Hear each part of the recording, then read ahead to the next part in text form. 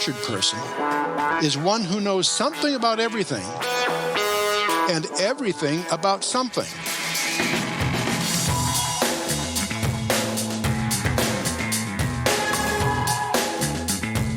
I'm trying to free your mind, Neo. But I can only show you the door. You're the one that has to walk through it. Our Great War is a spiritual war. Our Great Depression is our lives. Blessed is he who in the name of charity and goodwill shepherds the weak through the valley of darkness. For he is truly his brother's keeper and the finder of lost children. The question was, what did you want to be? Are you good?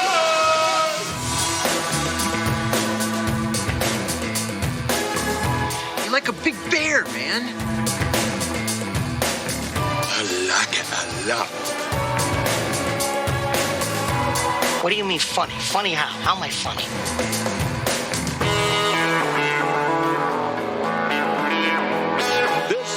Is the moment we've all been waiting for. Ladies and gentlemen, let's get ready to Houston, the Eagle has landed. Hello, people. We're back. Welcome. You're now listening to and watching TAJ Talks, the home of capturing conversational tangents, made in the UK, recorded live and unedited, and going out across all these great British isles. Well, that was the idea. To pebble beaches and across to sandy shores, kind of. From mountain high to valley low, that was the idea. To leafy green villages and to crowded concrete cities, not really. From down south to up north and to where east meets west, and out across the whole, not really, of these United Kingdoms and the global village we call planet Earth. I wish. I'm your host, Taj like Taj Mahal, but I say Taj. It's the end of August and therefore summer. We are in week 35 of the year 2023, just 17 weeks left. Wishing you a Wednesday welcome on your Friday, or Saturday, or Sunday, or whenever you're watching this. Thanking you for stopping by once again to be part of the continuing journey. Special hello to all my DRC people, and it's good, so good to have you all back again. So, now that you're here, I just have one question for you, which is, are you ready for the tangents? Yes. All right, guess who's back? Oh, guess who's back? Back again. Taji's back. Tell a friend. No, seriously, go and tell a friend, because this podcast is dying. It's not quite May, which is what I said at the end of talk number 12 when I put the little writing up thing at the end. You know, see you next talk? ? And I was like, summer of 2023. Okay, it's not quite May. Is kind of what I was suggesting in the last talk. I was like, yeah, maybe I'll be back in May. Well, 31st of August. It's still summer. So here I am, back again, with lower lighting. Hope you can see, and also my good friend Bob. Hey Bob, let's cheers this to being back. Bob with his backwards hat. I gotta do this, everybody. One moment. It's summertime, man. Summertime. Coca-Cola Vanilla Zero Sugar. Not quite summertime. The zero sugar ones are terrible. I hate these ones. I was really looking forward to when this was available in the shops. And I was like, yeah, vanilla Coke, but it's terrible. It's not bad, but it's just, I don't taste the vanilla. I taste weird sweetener. Yeah, definitely. Yeah. Anyway, Bob. Bob is here as well, so Bob's welcoming me in the, like I said, slightly lower lighted studio setup. I tried it with this one, with this podcast. These are the same settings that would have been used for the guest as well, so I tried it with the guest, even though I'm recording this now, but the guest was recorded before. Anyway, I'll get to all of that. So, hello. Nice to be back. How have you been? How's everything? Did you miss me? I missed you. All 5 of you. Yeah, man. You thought it died, right? You thought TAJ Talks had died. You went, oh man, oh no, what am I gonna do now? What am I gonna do on my Fridays and my Saturdays? Oh no. What am I gonna do with the extra 3 hours? Oh my god. Yeah. So, I guess this answers the question. Huh? Me being here. See you next talk? Question mark. Well, there you go. This is the answer to that question. Yes, there's going to be a next talk, and there's many reasons why I did not want to do another talk. I know at the end of Turk. I know at the end of Turk 12. I always do this. I always go into my Irish accent. I end of Turk 12. At the end of Talk 12, the end of February 28th, that was when the last one was done. I know I ended on a very gloomy note. Now, I said maybe I'll be back in May. And even if I'm back in May, I might not be back for long. TAJ Talks is eventually gonna basically die. I'd pretty much given up. So let's just recap.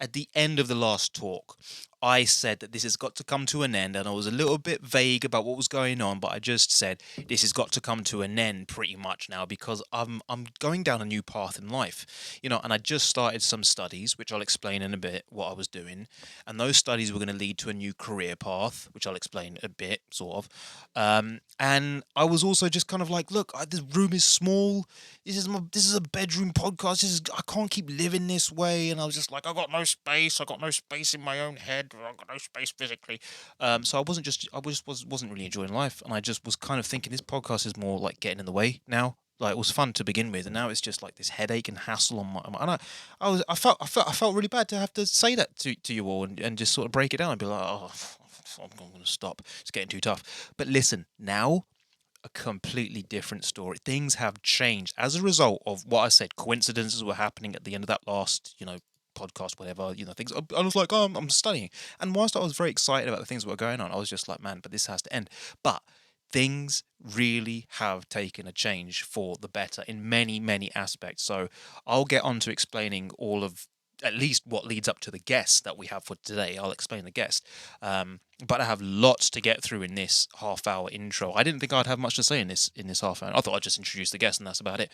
But no, I've got a lot to get through. So let me just refresh myself. Bub.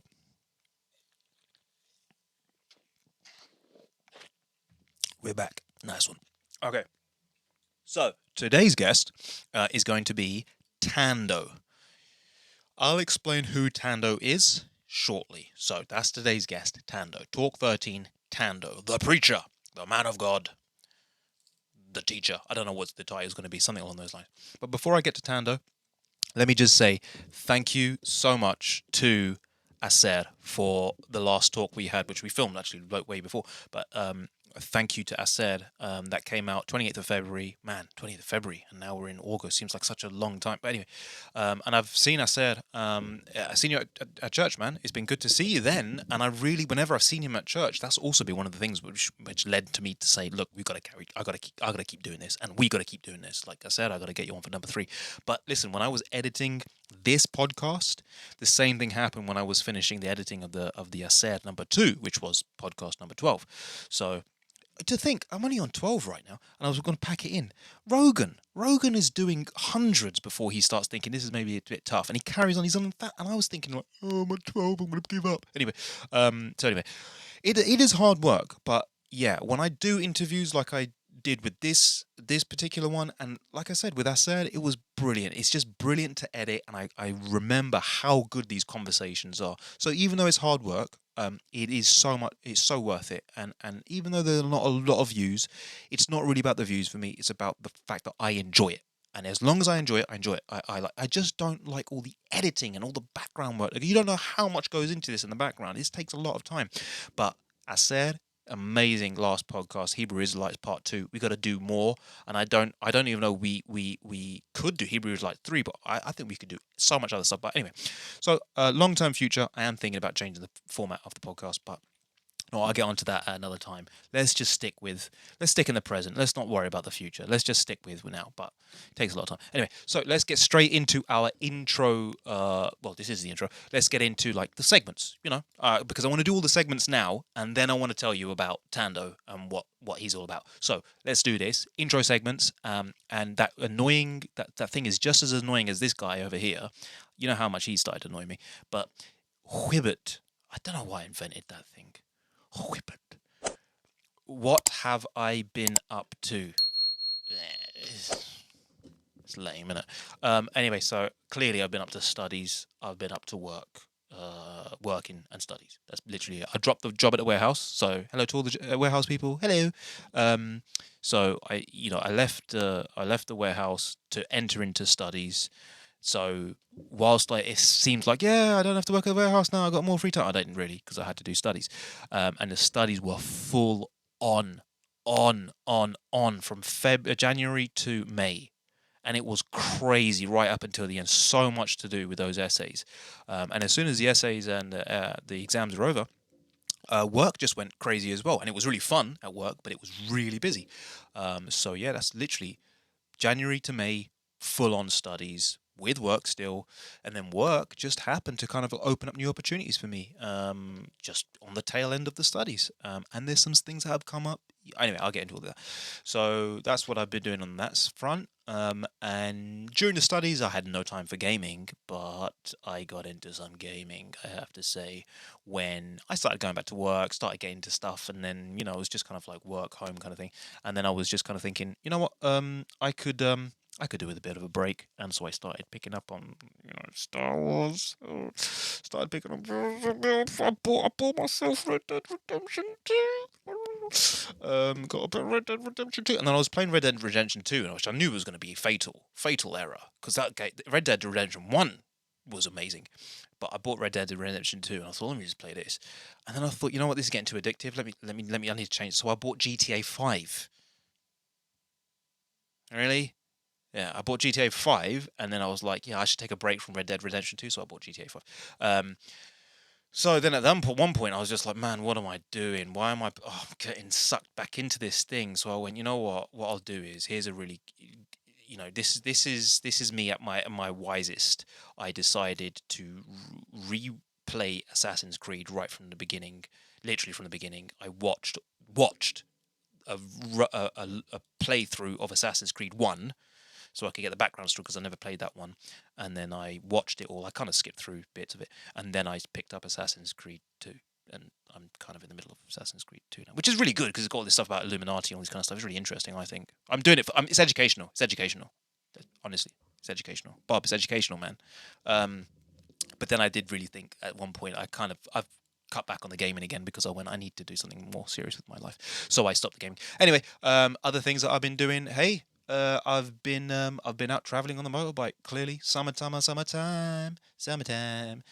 sit back and unwind. So I did sit back and unwind on my motorbike, and I went exploring places, and I went as far as Brecon Beacons. That was amazing. Now that I seem to be going more in that direction, because I went out that direction, and recently one of the other things I've been getting, I've done another preaching appointment. I think I did that just before. I think it was for Pavle. It was the last one. So I think I might have spoken that during the podcast, last podcast. But anyway, I was preaching in Weston-super-Mare, so I was over there. So hello, Weston-super-Mare people. I don't know how far this podcast is going. I don't know. You're probably ashamed of me now. You're probably this guy. Look at this guy. Anyway, why would I think the worst? Anyway, hello to everybody over at West. That was a wonderful place to be. First time that Mum and Dad actually came and saw me preach. They actually came with me. We went all the way over to Weston-super-Mare. Mum and Dad saw me preach for the first time. That was Weston-super-Mare. As I said to them, you go down in history now. You go down in the history books in my books. So that's what I've been up to. Let's do a bit of a segmented thing. Right, I want to do this. Film review. Okay, film review. Have you all seen the film Arrival? Okay, I'm playing it now. Okay, so I just started the thing. Okay, Arrival. I saw Arrival again for the second time, and I have to tell you, the first time I saw Arrival, I was like, it's a film about aliens arriving and some lady who's got like the abilities to crack the language code. And that's it. I was just like, cool. I don't really get what they wanted. What was the whole? And do you know what? I saw Arrival this time round, and it blew my mind because I went, "Oh my goodness, this is actually one of those films where it's like back to front, and it's like all this weird time traveling type." And I was like, "Whoa, whoa! How did I miss this the first time round?" So, Arrival is that film that I got into. Here's another one, Oak Room. And this is brilliant. This is a really unexpected one for me. This film, it has a bit, again, like it's about back to front kind of storytelling. And anyway, go and check out this film, The Oak Room. I can't really spend too much time on this. I've got loads to cover. But anyway, that's that. Now, music review. Hey, I love my Red Hot Chili Peppers. I really do. And I didn't realise that there's some tunes that I've never heard from Red Hot Chili Peppers before. I discovered this. I don't know if you can hear it.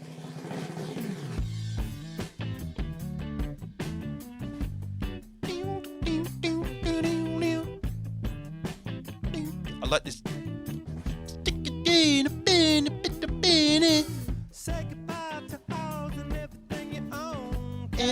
This is a guitar, by the way. Just can't see it. And I've been listening to so much Red Hot Chili Peppers over the last couple. It's been my group for the summer. Red Hot Chili Peppers. So that's Sick Love by Red Hot Chili Peppers. I'm gonna get in trouble if I keep playing this copyright stuff. Okay. Anyway, here's annoying song of the podcast. Oh goodness.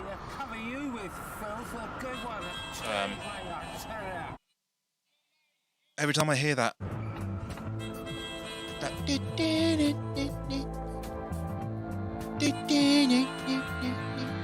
hate this.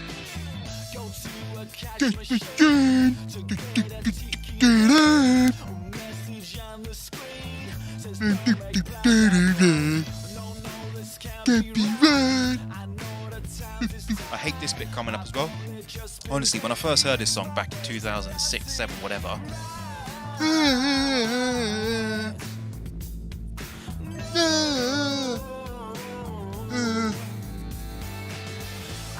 I hate this song. I literally was suicidal. I'm not even making it up. I was suicidal when I was listening to this. So there we go. Annoying song. Here's an annoying ad that I've been catching on whatever it is, Spotify, YouTube, or whatever. Don't you wish? Do you wish? Don't you wish? I don't wish. And where is the thing now? Oh, I can't even find it. That's how terrible it is. All right, let me go and find it now here. This is terrible. This is eating into my time. Did I delete it? I must have deleted it because it was terrible. It was the Galaxy Flip. Oh, here it is. Here we go.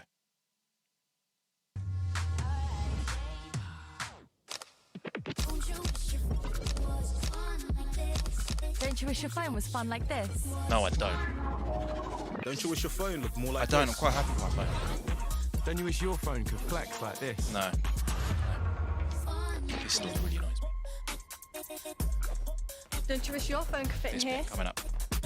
Don't you? No, I don't, cha. Don't ya? Don't ya? No, I don't, cha. So there you go. Annoying YouTube ad, whatever ad, Galaxy. I hate when they're trying to sell me things. Just all right. Now here's a brilliant one, and I wasted so much time trying to find that one. I had this all like nicely lined up, and now it's just all messed up. Listen, check this out. Watch. Not only a great film reference, Scarface.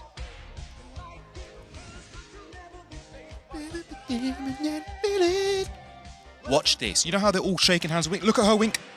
Oh my goodness, did you see that wink? She did the wink right dead on. I got to replay that. Watch. Look how good she does this.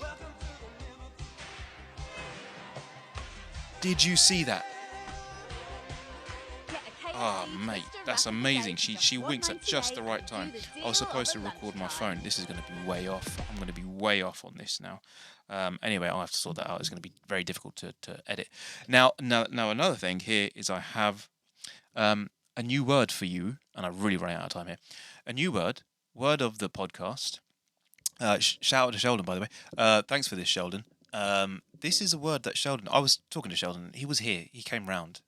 He was here for a month, and I remember at one point I was went, well, I guess Sheldon's round. I guess Sheldon's staying over. I guess he's here. He was here for a month. And anyway, we had some good times. And he taught me a word, and I thought he was joking. I said, "So, what's your favourite word?" I told him my favourite word. He told me his. This. Stick-to-itiveness. Did you get that? Stick-to-itiveness. Stick-to-itiveness. Stick-to-itiveness. Stick-to-itiveness. He doesn't. You don't have to say it like that, but that's the word. Stick-to-itiveness, dogged perseverance, tenacity. Anyway, I've had tenacity in getting through this particular these segments, because now what I want to do is, should I show you the short with the dog? I should show you the short with the dog. Oh, come on. Have I got time to show you the short with the dog? Check this out, check this out, check this out.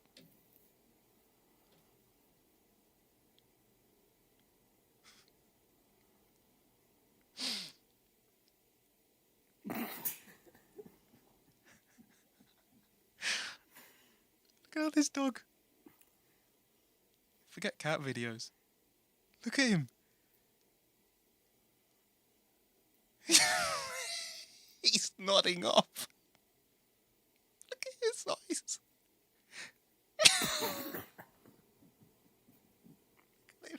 And his head just goes back. He's just like, no, I'm going to stay awake. Look at that dog. That's amazing. I want this dog. She's loving it. I think he just gives up. He's so tired. Cute. Right. Now, let's get to today's guest. I'm about 5 minutes under. Over, whatever. Right. Today's guest, let me explain. Okay. Now, this is the bit leading up to today's guest. So, I've entered into studies. Now I can tell you what those studies were. Those studies were to go into pastoral ministry. Okay? This is all about explaining who today's guest is. So, I went into study my last theological courses, whatever, that I need to do, postgraduate certificate in mission and ministry, to be specific, in to enter into pastoral ministry, which would be the future career plan, right? That was what was happening. I suddenly got this thing. God was like, right, do this. That's why there was a question of the long-term TAJ Talks. Is it going to happen at the end of number 12, right? The last podcast. Now, the coincidence in these studies was leading up even from the end of last year all the way through to the moment when I decided I need to go and do this. And the coincidences were stacked up everywhere, where I'm sitting there in the classes. I've just said that I think I have to give up this podcast. I go and attend the classes, and the classes are actually about, I have a module which is about digital discipleship, which is about how to do podcasts and how to do videos and how to do it's called digital discipleship. So I'm doing a whole module on this. I'm doing modules about church planting and engaging with contemporary European society who's all, Generation Z who are watching the internet. And I'm doing all these modules. I'm like, this whole course is like, I've been doing all of this in the podcast. So I was so amazed at how everything kind of came together, just getting into the studies and how all this stuff lined up. So my current situation as to where all this is going, I'm not even going to get into that today because there's just so much that's happening. I was saying like I'm doing this single-handedly, I'm doing this podcast, I need support. Do you know what? I tell you, man, this is amazing what could be happening. But anyway, now I mentioned before about these films which are kind of like back to front, like Arrival, time travel. Now, you have to understand something about what you're about to see in this podcast. It's a little bit like those films where the story is like backwards. So the first thing you got to remember, this podcast was filmed on the 7th of January. 7th of March, okay? Tuesday, 7th of March. Keep that in your mind as you watch this podcast. Now, let me explain some details for this talk because I explain a few things and it's like I'm telling you the story, but you don't quite know what's happened before. So it is like one of those films, but I'm going to give you some gaps now. So remember that at the end of in the intro to number 12, I'm explaining the coincidences. And at the beginning of January, when I enrolled onto this course, I did the podcast for number 12 at the end of February. But in January, specifically Friday, January the 20th, I was applying for a job at Oxford University for a librarian position, right? And there's particularly someone out there who, I think I've already mentioned this to her, but this is something for you particularly, the coincidences of even that. I was applying for a job. Anyway, so I'm applying. Now, on that Friday, I'm applying for this job, Oxford University library position. And I get my phone bells, as Thando's does constantly throughout this thing, which is brilliant. But I get this text, Jeremiah 1, January 20th, pops up.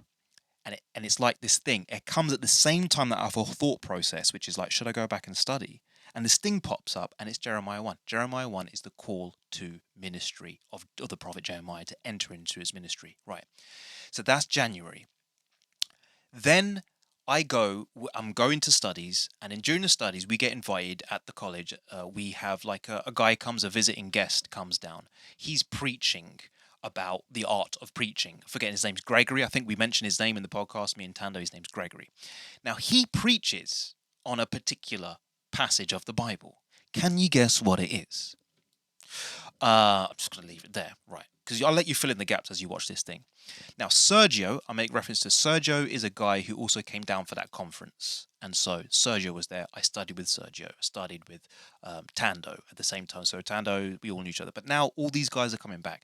Pavle was also at this conference. You all know Pavle. Pavle was there at this conference, this preaching thing.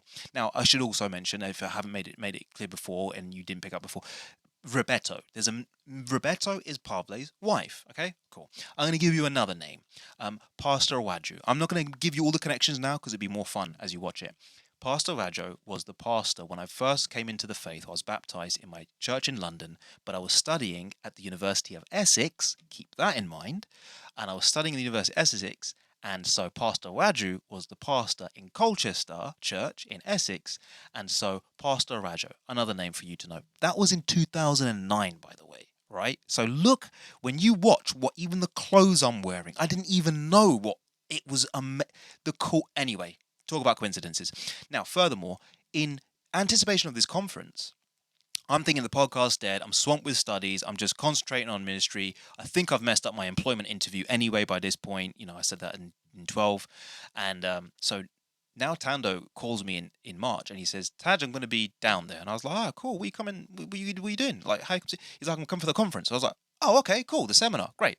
Thando calls and I'm like, oh man, if he's coming, I have to do the podcast with Thando. I have to. There's no way Thando can come and I can't do a podcast with him. Even though I've said in my head the podcast is dead. Right. Thando arrives. He starts late at night. He comes in, sits in the room. We start filming. He starts talking certain things. He missed most of the conference. He didn't even catch what the guy was preaching about. When he arrives, he starts talking about certain things. When he's talking, he has no idea what it's doing. It's making all these connections. And as he talks, we're eating, we're not recording. We talk for a good hour or so. And I start to get really emotional. And Thando can see it. And I'm like, man, I don't know what's going on, Thando. But you're saying something here. This is really... We hit record and we decide to film the podcast from there. That's what you see. When I say, like, we've just been talking, that's when the podcast starts. I'm telling you, people, this one is unbelievable. For me, the divine providence is all over. The spirit is all over this one. And when I was editing this one, I didn't even notice it until I saw my hoodie. And I went, my goodness, it's even in my clothes. So, there's a moment in this podcast, me and Thando, we're just looking at each other because we realize we are here by divine providence. And I hope that you have the eyes to see and the ears to hear that you will also be blessed by what is mentioned in today's podcast with Thando. Thank you for being here. Thank you for joining me again on this journey and not giving up and tuning in again to TAJ Talks. This is TAJ Talks, talk number 13 with Thando. Enjoy, and I'll see you after the break.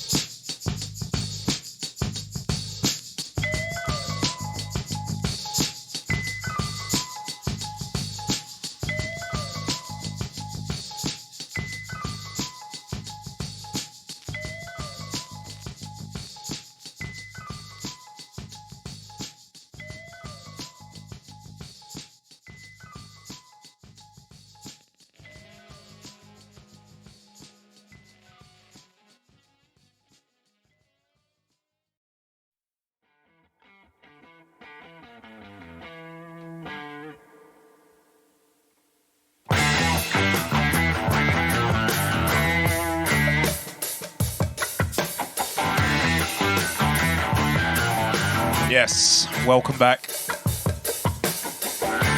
Was not expecting this. You are now here for another TAJ Talk with a special guest. You're going to love this. It's Thando. Thando, say hello to everyone. Hello. I'm glad to be here. I've been watching it on YouTube and wanting one day to come and share with my friend TAJ. And now you're here. Yes. Long time, man. Long time. Yeah. I'm glad you're here. Everybody, I just want to say, we already started this podcast, this particular one, like an hour ago. We've been sitting here already, telling you, I'm already feeling, man, I'm feeling the spirit, honestly. So we're gonna just jump straight back into the conversation we were having. But this is a good friend, Thando. So I hope you're gonna enjoy this, Thando. Let's just go straight into it, man. Yeah. I guess what I want to just go straight into is man, this was so unexpected. Like when you told me that you were coming down for this conference. Yeah. And I thought, okay, man. You said you mentioned any time that I'm in the area to let you know. So when you called me and you went, hey, TAJ, how you doing? You called me and you said, yeah, because remember you said to let you know if I'm in the area so that we could get the podcast going. And I was on the phone, I was like, oh, man, Thando, I just released the last one and made a decision. Like, it's over. Yeah. Just one time. So I thought, oh, man, how can I not take the opportunity to do a podcast with you if you're down in the area? This goes all the way back to the days when it was, there was a group that I had in London called the Lads. Yeah. And you know who you are, guys. And they don't even watch this anymore. I'm sure they don't. Rav, are you still watching this? Are you? But there was a group called the Lads. And there was a time in Newbold when there was a group forming that was becoming the new Lads. Yeah. That was a great group. Yeah. Yourself, Pavle, Philip, Haldor, Philip, yeah. yes. I'm trying to think, did we leave anyone else? Wait, Yanis, yeah. Yanis came, Yanis came. would come in and out, on and off because he's in a different country. Yeah, no, don't get me wrong. Yanis, don't get me wrong. Yanis was definitely, he's a very dear friend. When I say the Lads, right, there was something that was happening because Yanis was coming in and out from Greece. Yeah. So he came and joined us that one time. We went out together, me, you, and him. Yeah. And there was times when it was that group of us. Yeah. The usual suspects. Yeah. And it was several times. Yeah. And it started feeling like a nice little group of guys, man. Yeah.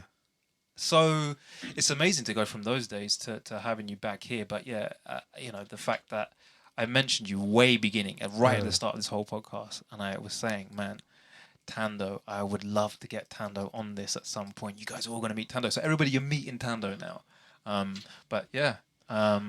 We're starting this group, and just as it was hotting up, life happened, and I moved away. It was Philip who moved away first. Yeah, let's go over that. What happened? Philip first? Yeah, Philip first. The pandemic, obviously, and was it the pandemic? No, it was way into the pandemic by now. Oh yeah. And so classes were online. Yeah. So there was becoming there was a little need for people to be in the UK to attend classes because all classes are on Zoom. Yeah. So Philip finished his course online. Went back home and he got caught in the whole transition period of So he went back and finished from there. Yes. And then not long after that, I was expecting a baby because the pandemic was kind to me that way. But you were there in family housing with Philip at that time. Yeah. Because my baby, I didn't think with enough space in the house we were in, I had to move down to Gloucester to have the baby. So I moved too. Why did you have to move to Gloucester again? Remind me that church. Because, to be with your mum, to be near your mum. Yeah, because at the time I was still a student, partly kind of, and I'm having a baby, my third baby, and the flat I'm in Newbold, was not big enough for all my children and a newborn who needs a cot and all the paraphernalia that comes with a newborn baby. Right. And so my wife and I figured it'd be better because my mom was living by herself with my younger sister in a really big house. Yeah. And I thought I could help her use that house. Okay. You know, it would be financially more less cumbersome for me. Yeah. So basically, the move wasn't a church move. No, it wasn't. I always had it in my head that you had been given a pastoral role there in Gloucestershire. But then when I came and visited that time, I realised, yes, okay, it was the move because closer to mum and a baby. Family. Yeah. Okay. So then you were next. Moved. Yeah. And then Pavle not long then, hence, got a calling to go and come and pastor, God, praise God, some churches in London or Milton Keynes and West Paisley. Yes. So he was the last man standing apart from Haldor. Yeah. Haldor is still he's the only one that I regularly get the chance to talk to. Yeah. But Pavle was apart from Haldor, he was the last one out of that group because Haldor is not in the pastoral thing, but out of you guys doing the pastoral thing, you all got pulled away into your pastoral things, and Pavle was the last one. Yeah, and then not long after that, I got called to pastor in the north. Oh well, you're already gone by this point. Yeah, I was gone. So which meant I was even further away than I was, because when I moved, I was like 70 minutes away. Yeah. But now I'm like 3 hours and change away, so even further away to make the reunion a bit more difficult and other things.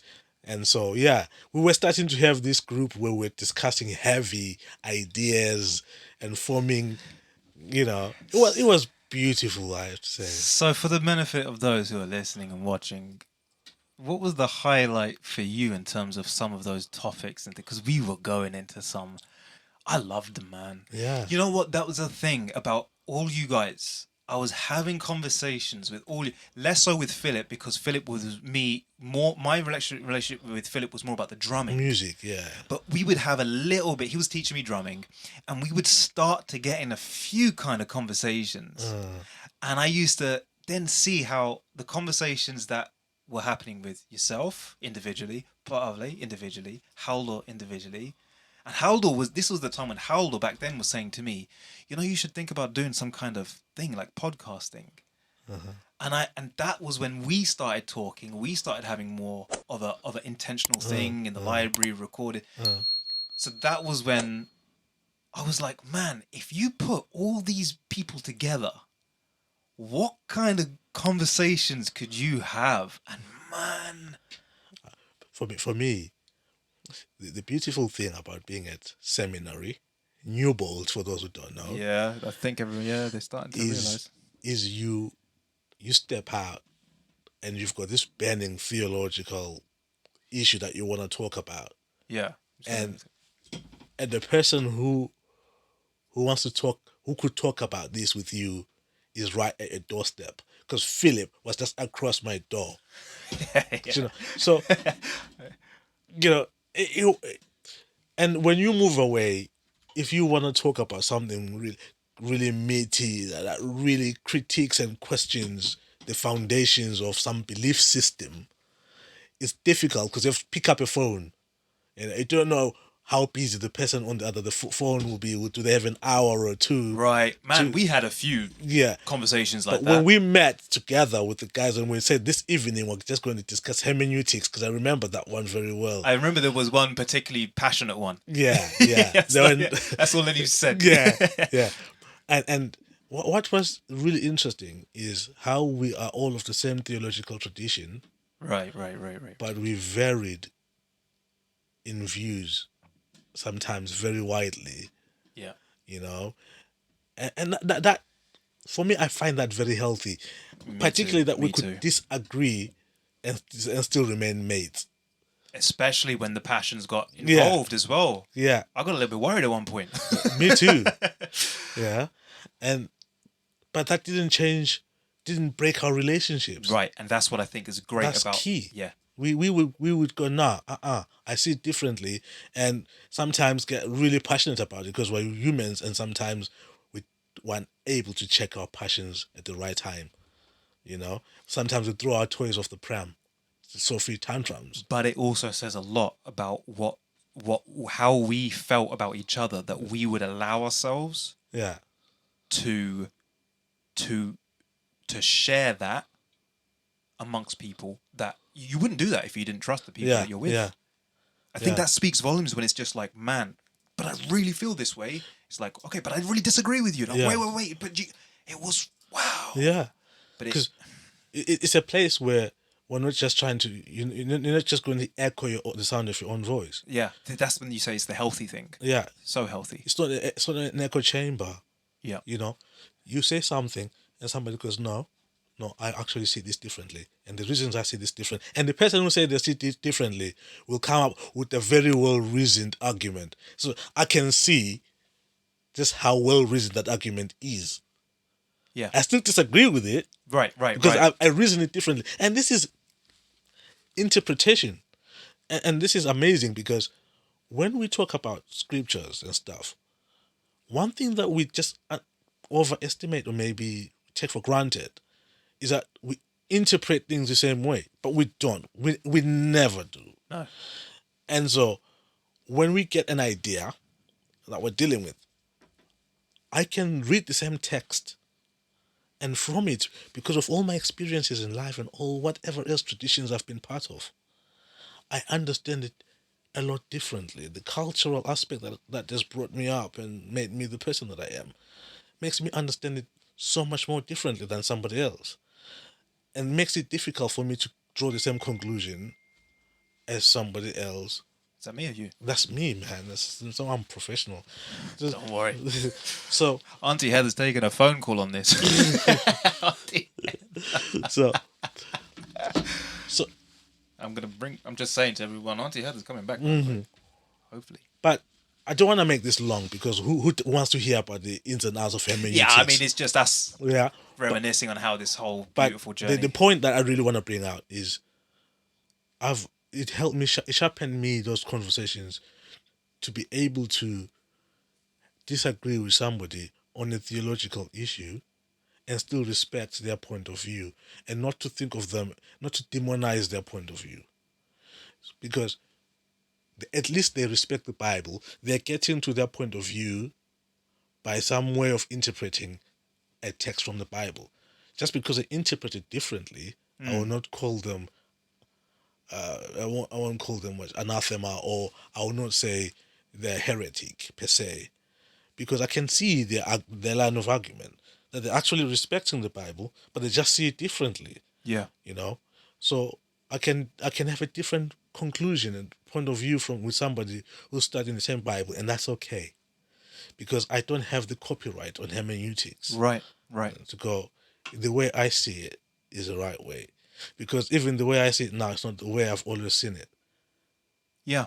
I've grown, and so now I see it this way. Who's to say in 2 years' time I might not go to the view of my friend, but to a totally different view, because I now see something a little bit differently. And that's the beauty of having those kind of conversations with people that you can trust, is because you can work out your position and kind of take that opportunity to shape it, where actually, I don't think I have all the pieces here, but I want to work out. It's almost like peer review in conversation. That's almost how I see it.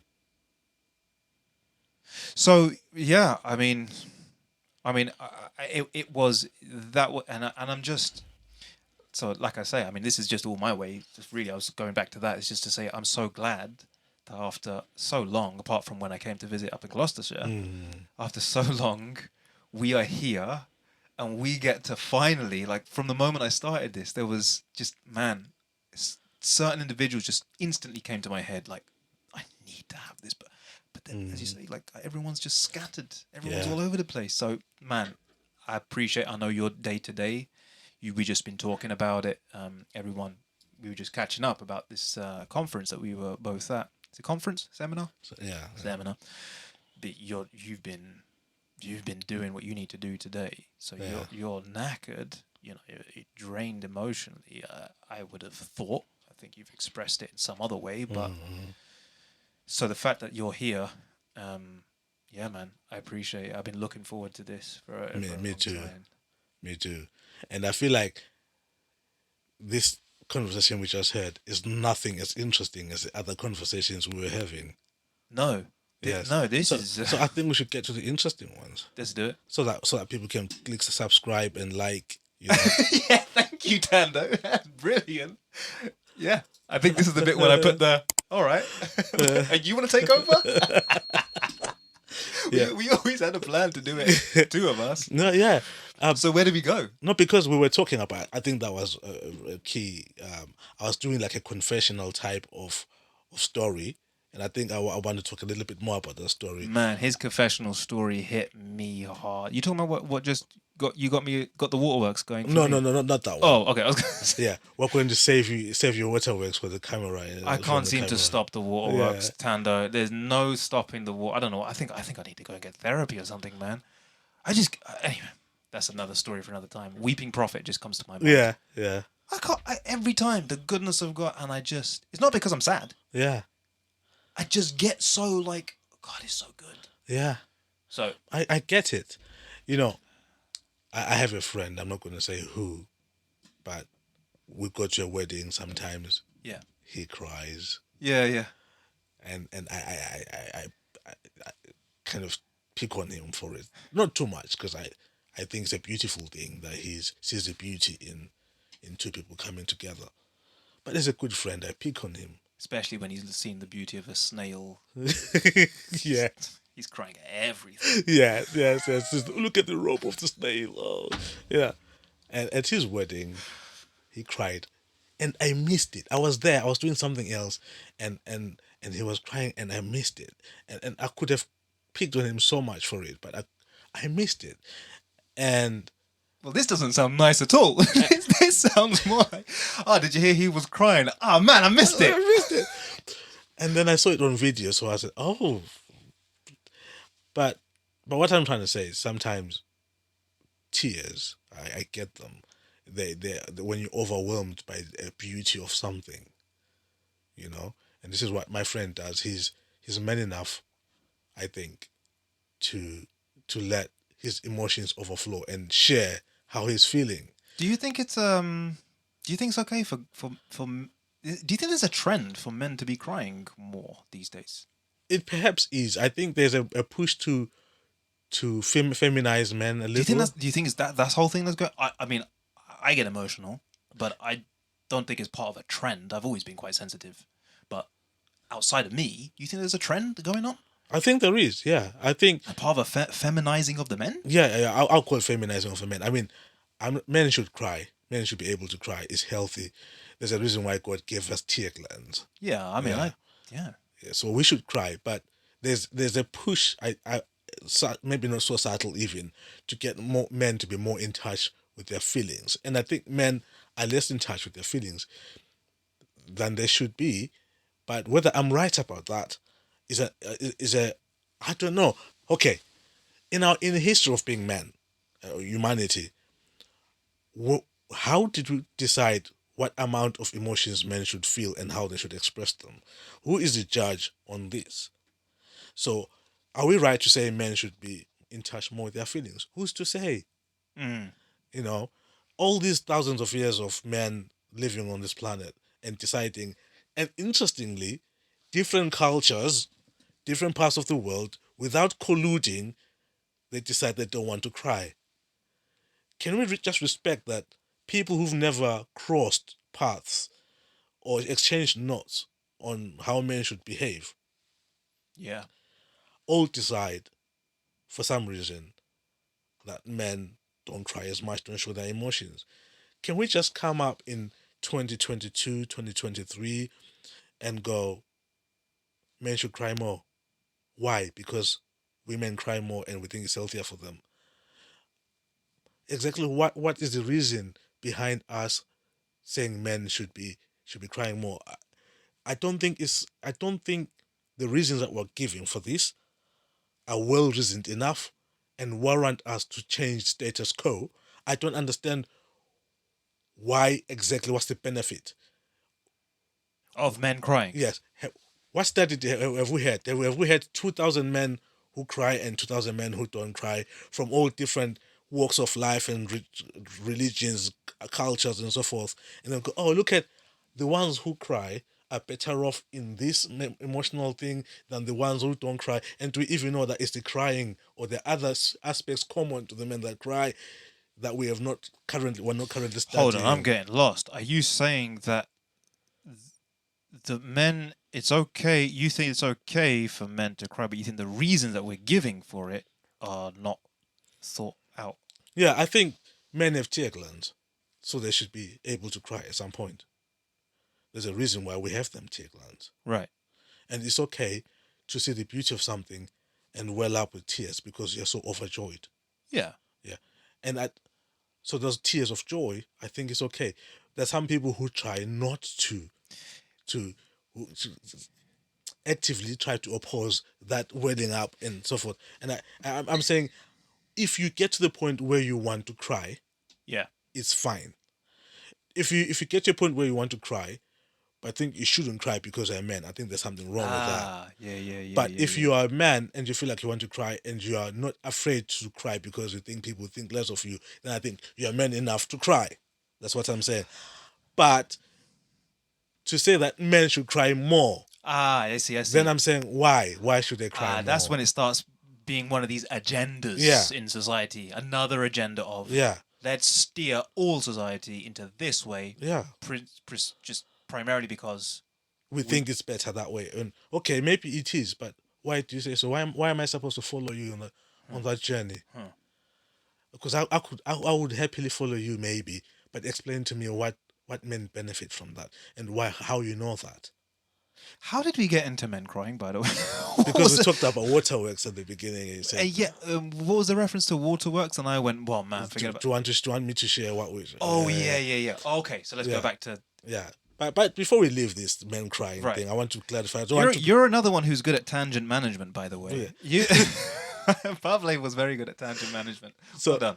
So what happens is, I don't want to sound like I'm contradicting myself. So I promote men crying, but only because emotionally they're at that place where they feel like this thing is, they can express this with tears. And I like the way that you went. You are man enough to, if you feel like crying and you don't care what anyone else says, that means that you are man enough to cry. Yeah, because that's interesting. In the modern day parlance, we can call that living out your truth. Wow. Right. We could say that's how you're feeling. You're not suppressing your feelings. Whereas hold on. So a man who wants to cry but is too scared about what other people think about him if he cries, you would say that's the opposite of a man. Yeah. In that sense, because he's scared of what people think. So you're not crying. You're not crying because you're strong. You're not crying because you're afraid. Huh. Interesting. So that's a fear-induced thing that you're doing. Interesting. Okay. But if you're going to go, well, I'm feeling like this and I'm really enjoying this moment, which is interesting when it comes to sport. Okay. Because when it comes to sport, men will cry. Unprecedented levels of crying. A team will lose a final. That's true. And you see the players on their knees sobbing. And almost the fans understand that. And no one goes, why is he crying? So men can cry. That's so true. And even if the opposite happens, they win something like a huge feat of achievement. There's this trophy that they've been working at and then nobody believed in them or whatever. They were underdogs or whatever the story. But finally they managed to achieve this one thing that people never thought they would be able to achieve. They're overwhelmed with emotion of that achievement. And they cry, and the fans get it. Okay. And sometimes fans cry with them. Sometimes fans cry when they lose too. So you have this football being an arena where men seem more happier to shed tears. It's a safe place for men to shed. So that's what I'm saying. Men should be able to cry. They shouldn't have to need a safe place to go and cry because it's football, because it's sport, because it's this. Even when it's a child's graduation or whatever, if you're overwhelmed by the same emotions that overwhelm you at football, you should be able to let it out. Right. So if men want to cry, they should be able to cry. But not that because somebody's encouraging that. You should cry more. Why? Right. Why should I cry more? Do I feel like crying? No. No. So why should I be crying? Why should I cry if I not? Yeah, then it's not genuine. It's just not genuine anymore. Because we have different hormones with women, and I'm not an expert. I don't know anything. I just want you to know straight up. We've got different hormones, and different hormones may affect us differently. Might mean that women might find it easier to cry for things, or maybe men find it easier to cry for things. Whatever the spectrum of crying, who cries easier or not, but we cannot all be the same, men and women, because we have different hormones, different levels of testosterone, different levels of estrogen, progesterone, or whatever else that we have that are gender, that are sex specific. So biologically, male will have some things, women will have some things. So that means others are more prone to crying than others. I have to say, Thando, I was not expecting this to be Neither was I. The opening of all the topics. We could have done Descartes. We could have we could have done Immanuel Kant.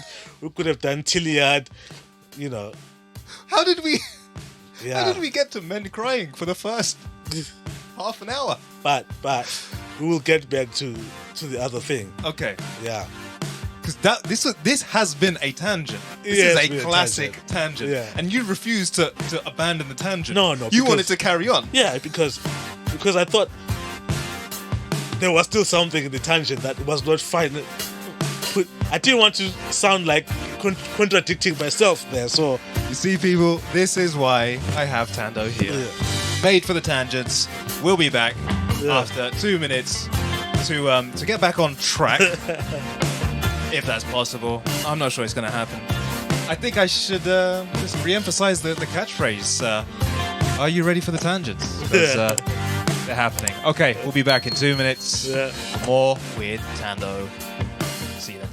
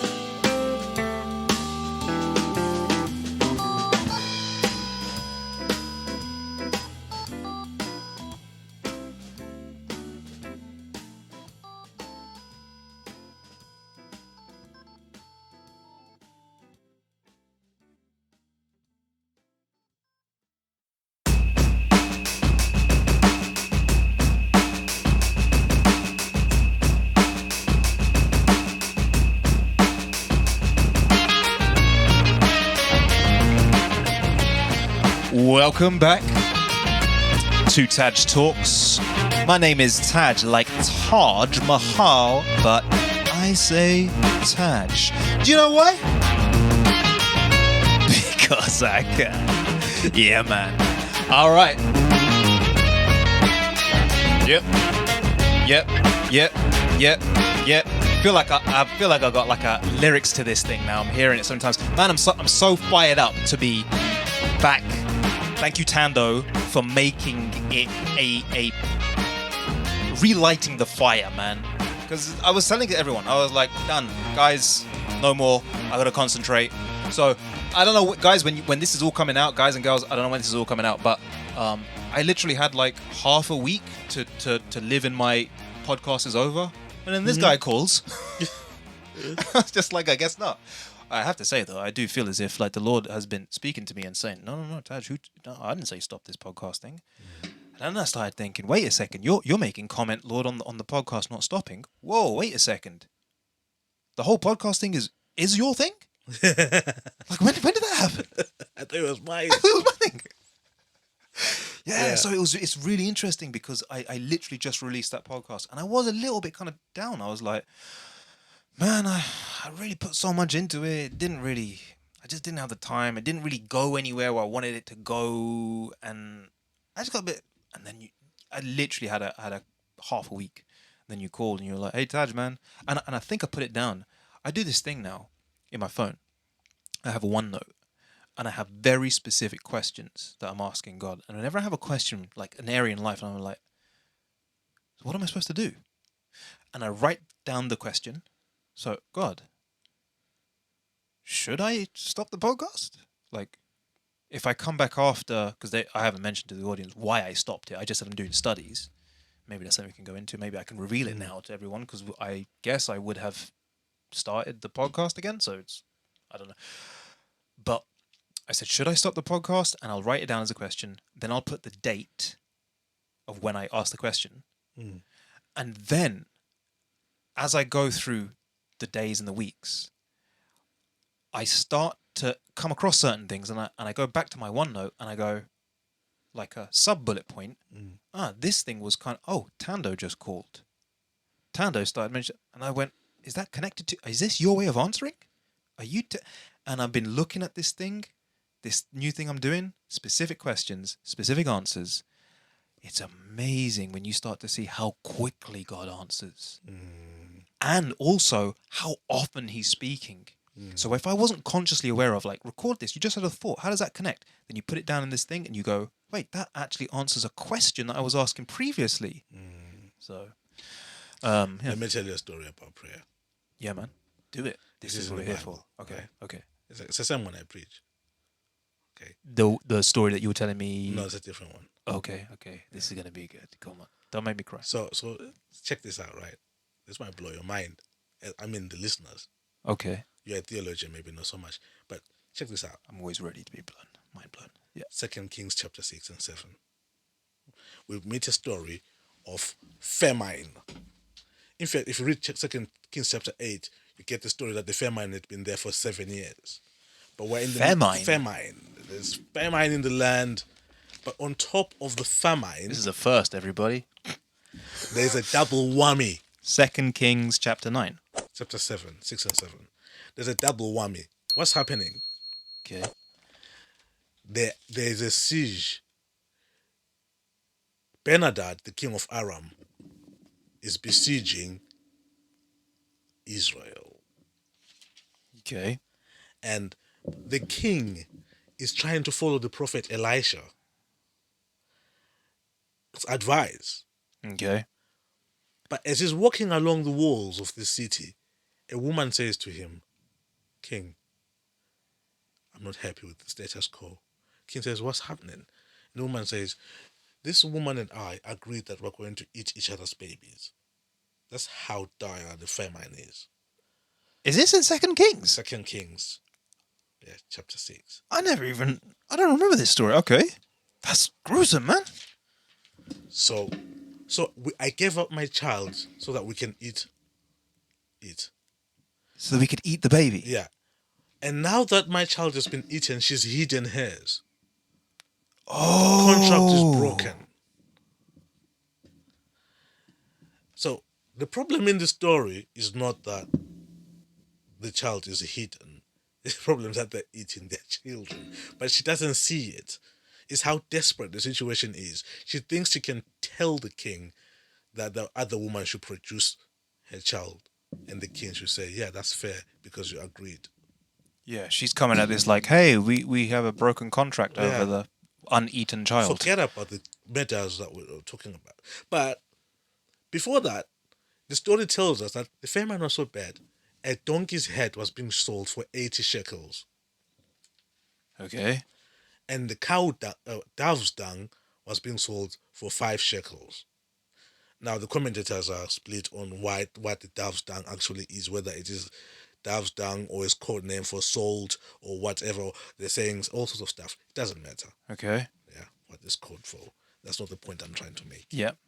You're talking about prayer, you were saying. This is about prayer. Yeah. Okay. And so the king says, I'm going to kill Elisha. Sends a captain, because the king's like, rends his raiment, and the people can see the sackcloth underneath that the king is mourning. And then he sends his captain to go and kill Elisha. Says, I don't want to find Elisha's head still attached to his body. The captain runs. But guess what? The king arrives before his captain arrives at Elisha's door, because the king is having second thoughts. Long story short, Elisha said, tomorrow we are going to have choice meal for a shekel. Remember, donkey's head is 80 shekels. Okay. Elisha saying, tomorrow we're going to have creme brulee for a shekel. We're going to have soy flare for a shekel. Choice meal, rice and peas for a shekel. You know, tiramisu. Tiramisu. Ooh. For a shekel. Whatever you wish to eat tomorrow, you eat it for a shekel. Okay. And the captain says, not possible. Look at the status quo. Even if the Lord were to open the windows of heaven and heaven came down here, this is not possible. But the man is saying, heaven is so broke that even if heaven itself came down, there's no riches like you're talking about. He's the captain of the armies of Israel saying heaven is so broke. Even if the windows of heaven are open, that is impossible. Elisha says, you will see it, but you won't partake of it. But why is this about prayer? You're speaking riddles to me. Yeah. Anyway, what's going on here? The story develops. Okay. The king had said before, shall I hope in the Lord any longer, looking at his situation? Situation is so dire, shall I hope in the Lord any longer? Long story short, there are lepers outside the city. Okay. 4 lepers. Each one of them says to the other, we are going to die out here, there's no food. If we go to the city, the famine is so huge, we're going to die there. If we stay here, I there's remember no food, this. we're going to die here. Yeah. If we go to the Aramean camp, if they kill us, we're going to die there. So, we're just choosing which kind of death, choosing the pain of death. So we might as well go to the Arameans. If they kill us, we die. Right. The enemies are behind us, the seas are ahead of us. And so they walked to the camp. But the Bible says something interesting at this point. It says, the Lord caused the Arameans to hear the sound of a huge army.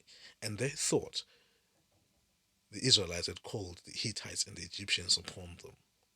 So they fled, leaving the camp untouched. Yes. Right? Now, if you're a man of war, when you hear the sound of war coming, you know what sound of war you're hearing. And it strikes me that they fled leaving chariots and horses, and they fled on foot, running away from horses and chariots. Right. If you're a man of war, right. If your horses are chasing you, you would take your horses and chariots to get out of there. Yeah, but they didn't. They left the horses and chariots. And so when these lepers arrived, they found the camp deserted and they started looting. They became the richest lepers ever in the history of mankind. Looting the camp. And while they're looting the camp, they come to their senses. And they say this, what we're doing is not right. The lepers. Yeah, this is a day of good news. Let's go and report it to Right. the city. Yes. And so they go and report it to the city. And when they hear this, the captain is standing at the gate, and before that, the king, the people are like thinking, this is Troy. We know this is Troy. They're trying to trick us. Let's go and scout and see if they've really gone. So the king says, take the 5 remaining horses. What happened to the others? They've been eaten. Oof. 5 remaining horses, and see if this is true. And so they go, they find garments scattered along the way. As these people ran away, they were taking off their garments because they were so afraid of the sound of the army they had. And it said that the Lord had caused the sound of an army. They've called them to hear the army. So it wasn't even a real army. Oh, wait a minute. We get there. We'll get there. Okay. And so the whole path is scattered. And what's interesting here, I think that wherever they arrived, they were naked. Because everything that seemed to be slowing them down, they chucked off. But what is really interesting is that when the lepers went and told these guys, when the scouts came back and told these guys, it's fine. It's as they said. People stampeded to get there, to get their tiramisus and their creme brulees and their chicken tikkas there. And the rice and peas, you said as well. Yeah. And the can't forget rice and peas. Can't forget rice and peas. And the captain who was standing at the gate was trampled and died. Just like the prophet has said. You'll see it, but you'll not partake of it. But why am I saying this? Yeah, why are you saying this? Those lepers were the only people who could deliver the good news. They had nothing left invested in themselves. There's no self-preservation left because they were lepers. Had they been anything else but lepers, they would not have risked their lives to go to the camp of the Arams. So their leprosy was ordained for such a time as this. God knew only lepers were the ones who will forsake themselves, nothing to preserve, will be able to lay down their lives just to survive that one day because of no other means of preservation because they're lepers. They have no other recourse to life because they're lepers. So if there were no lepers, who delivers the news to the city? Everyone would be sitting there afraid of the army that's run away. But somebody had to deliver the news to the city that the camp is left deserted and there's bounty to be had. And those lepers who have been lepers for ages living outside the city, which means the prayer for deliverance had already been answered. God had prepared the lepers to be ready to deliver the message. The prayer to say for the city's salvation was already answered from when those lepers were living out there, because only lepers could deliver the message. When those men had the leprosy to live outside the city, it was God preparing his messengers for the time that the message would be delivered to the city. So it wasn't when Elisha told them tomorrow you'll have a choice meal. It was when the lepers started living outside the city that God had already people ready to bring the message.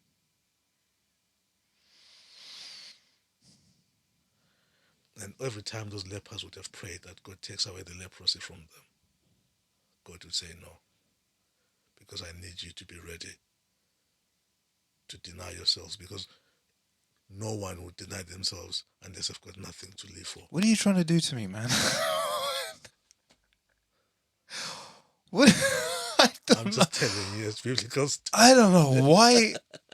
This is like 2 in a row, man. It's a beautiful story. It's a very beautiful story, but this is 2 in a row now. Yeah. The other one they didn't catch. You guys didn't catch the one before, which got the waterworks going for me. So when you talk about... I cannot explain to you what's going through my head right now. When say God answers prayer, way before we see the answer, he's already worked out the means of delivery to the answer. If he has a means of delivery to the answer, that means he already has the answer. And the men, these lepers, would answer prayers for others, but their own prayer of having leprosy taken from them will not be answered. Oh my word. That's... Jesus says in Luke chapter 4, a prophet is not accepted in his own country, in his own town. There were many lepers in Israel, but only Naaman was healed. Only Naaman. So if Jesus is right, and I tend to believe he is, that means those lepers never got healed, even though they lived and delivered the message, and the city could enjoy the deliverance from God. And this is an aside. I finished telling you the story of prayer, but just because to tie up some loose ends. It's quite beautiful. You know Amazon Prime? Yes. Amazon Prime is like I don't know where you're going now. Our delivery system. Every time we need something, want it tomorrow, Amazon Prime. Yeah. Okay, there are other delivery services like DPT and others. This is not an advert for Amazon. Yeah. But Amazon Prime... They kicked me off the partnership anyway. Yeah. They deliver this stuff. So the army that the people were afraid of outside the city were a delivery service coming to deliver goods and riches to these people. But these people ate their babies in fear of the delivery men. Ooh. And when you think about it that way, you realize that we do better to seek the face of God, because the things that we'd be afraid of will be just a delivery man with goodies for us. And we might even eat donkeys and our babies, afraid of things we're about to receive. We do not know this. What's even more interesting than that? Because I said this story will blow your mind, right? Did I say that? I think I did. I can't remember which one it was. I think yeah? both of them have. Check this out. Is this a third one? No, same story. Give me some chance. Same story. This is the same story. It's a rich story. Check this out. When God made these guys to hear a terrible army and cause them to flee, fill them with such fear, they would do what men of war would normally not do. If you read chapter 6, Elisha is surrounded in a place called Dothan, right? Okay. It's surrounded by the Aramean army. Just so you know, I'm just going to say that you may be blocking your hand, your face. Yeah. I just surrounded by the Aramean army. Yeah. I speak with my hands. I know. It's a hard thing to tell someone, hey, can you just... Yeah. It's not even so much about gesturing less, but I just noticed it on the thing. So is the Aramean army, and the servant wakes up and says, Elisha, we're surrounded. He sees this army and the servant is perturbed. He's thinking, we are toast. And Elisha gets up and says, Lord, open his eyes. Oh, this is the one. I love this one. So this is Gehazi. Well, it's not Gehazi, because Gehazi, in the previous chapter of Naaman, is trying to get the stuff from the talents from Naaman. People think it's Gehazi. That's Elijah. No, it's still Elisha. Oh, it's Elisha and Gehazi. Gehazi has got leprosy now, and Elisha has got a new servant. The servant is not named. Yeah, because Gehazi has his own weird thing about... in chapter 5 with Naaman and gets leprosy. He goes after the... So perhaps Gehazi and his sons are the ones outside the city. Ooh. Oh, wow. Okay. Right. So now there's another servant with Elisha. And he's so perturbed by this army around. Right. And then Elisha says, Lord opens his eyes so that he may see that those that are with us are more than those that are with them. I could go into that, but I won't. But that's the same thing he says to Gehazi as well. People think it's Gehazi, but the text doesn't say it's Gehazi. And I don't think it's Gehazi, because Gehazi in the previous chapter, in chapter 5, which is a few years before this scene. But that account where he says, we're sitting on a mountain, we're surrounded... Yeah. You're saying that is the account where it doesn't mention Gehazi by name. But people just think it's him. Because he's the previous servant. But if you read from chapter 5 that Gehazi has had leprosy from trying to get rich quickly by getting Naaman stuff. It's unlikely that Gehazi, if he's got leprosy, He's not ostracized.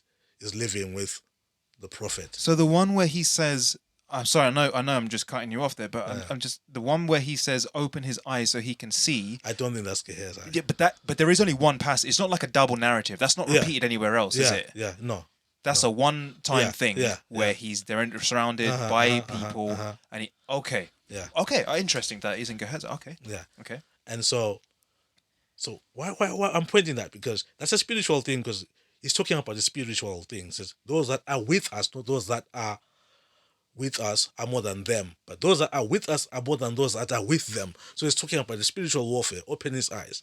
So the 7 has his eyes open, and he can see this huge army of heaven, chariots of fire, I guess, or something like that. Yeah, man. Akin to that. And interesting thing is, it was surrounding Elisha. That's why he saw the army surrounding Elisha. So Elisha was at the epicenter of this heavenly army. Is that what the text says? Yes, it says it was all around Elisha. Okay. Right? Okay, It doesn't say it was around. It doesn't say it was around the city. It says it was around Elisha. I thought it was just around them. No, you read it in your time. Yeah. Okay. It was around, but this is not the bit that blows that I think is going to blow your mind. Because this happens before the famine thing that you just spoke about. Yeah. And because they're so close together. I was not expecting Bible study today, everyone. because they're so close together, right? Right. And then I make this point, this conclusion, or this induction. And when the Lord caused... Can I just read that bit? Yeah, please. So, and Elisha... So this is... Say which text it is. Yeah, so 2 Kings, chapter 6, verse... If you really want to go to the beginning of this sort of story, it's verse 13. But then in verse 17 it says, and Elisha prayed and said, Lord, I pray thee, open his eyes that he may see. And the Lord opened the eyes of the young man, and he saw, and behold, the mountain was full of horses and chariots of fire round about Elisha. Mm-hmm. I never saw that before. Okay. And then you were about to say, then it says... This is in Dothan, right? And so when you get to the next text, in the previous text, eyes are opened so that he could see the army. But I then make the induction that the army that was around Elisha in Dothan did not leave him. It was still around him in Israel. What's that, later on in the story, or the so following the army verses? that God opened the 7's eyes to see that army. That's around Elisha. Yeah. So that army was always there, but the 7's eyes could not see it. Okay. So the failure to see the army wasn't because the army wasn't there. It's because your eyes just can't perceive them. They're not spiritual. You don't have the eyes to see this dimension. But Elisha is having that vision all the time. He's aware of... He's aware of it. That's why he's chilling, unperturbed, surrounded by some army. Because he knows. I've never thought even about that, about the reality of the man Elisha having... Because he's the one who says, give me 7 times the spirit of... Or to double the portion of Elijah. I'm going to make another induction. That army that surrounds Elisha doesn't only surround Elisha. It surrounds God's people wherever they are. It's just that we don't have the eyes to see it. Thando. If we could see right now. Yeah. If we could open our eyes and see the armies of heaven around us, we would not fear for anything. And I make the next induction. That army that was around Elisha was still there when they were in the famine. When they were afraid of the people outside the city. When they were eating their babies. They were eating their babies in the presence of the heavenly army. They were eating donkeys in the presence of the heavenly army. It wasn't because the heavenly army was absent, that God was absent, that things were so bad. It was because the people could not see God, that things were so bad. Like I said, this will blow your mind, right? And I make the other induction. Yes. The other induction is this. When God caused his people to hear an army, it wasn't a fake army. Just like he opened the 7's eyes to see the heavenly army, he opened this guy's ears to hear the heavenly army. And this is a beautiful story. Why? Because when you are of the house of God, when you see or hear the heavenly army, you are comforted. The servant was comforted to see the heavenly army. But when you are not with the house of God, when you hear or see the heavenly army, you are terrified. And so, as they heard the heavenly army, these armies that surrounded Israel, terror filled them. And that's why they ran and left the horses, because they heard a sound of an army they'd never heard before. If it had been a sound of an army they'd heard before, they would have gotten on their horses and run. Wait. They didn't hear the sound of an army that they've ever heard before. Yeah. They heard the sounds of the heavenly army, and it filled them with terror because it was a sound they'd never heard. They could tell it's an army, but it was like an army like no other they've ever heard before. That's the people in the camp who left everything. Yeah. So hold on, but is not Elisha inside Israel in Jerusalem? No, Israel, this is the 10 tribes of Israel. You know, Israel separates it into two, into Judah and Israel. Yeah. So when it means this is the 10 tribes, the Jeroboam side of the camp in Israel. Oh, this is the northern kingdom, you're saying? Yes. Oh, okay. So this is where Elisha is operating now. Oh, okay. Yeah. And when these guys are outside the camp, this army that's always been around Elisha while he's in Israel, which later becomes known as Samaria. When they hear that army, that God opens their ears, like, let me let you in on a little secret.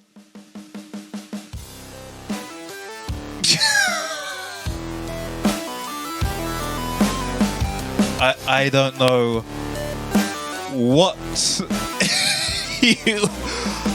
I don't know what is going on today. I really don't. I'm lost for words, Thando. This is the first podcast since I was ready to give it up, and I have to say I feel as if the man of God is in this place to be like, Taj, what were you thinking? What are you afraid of?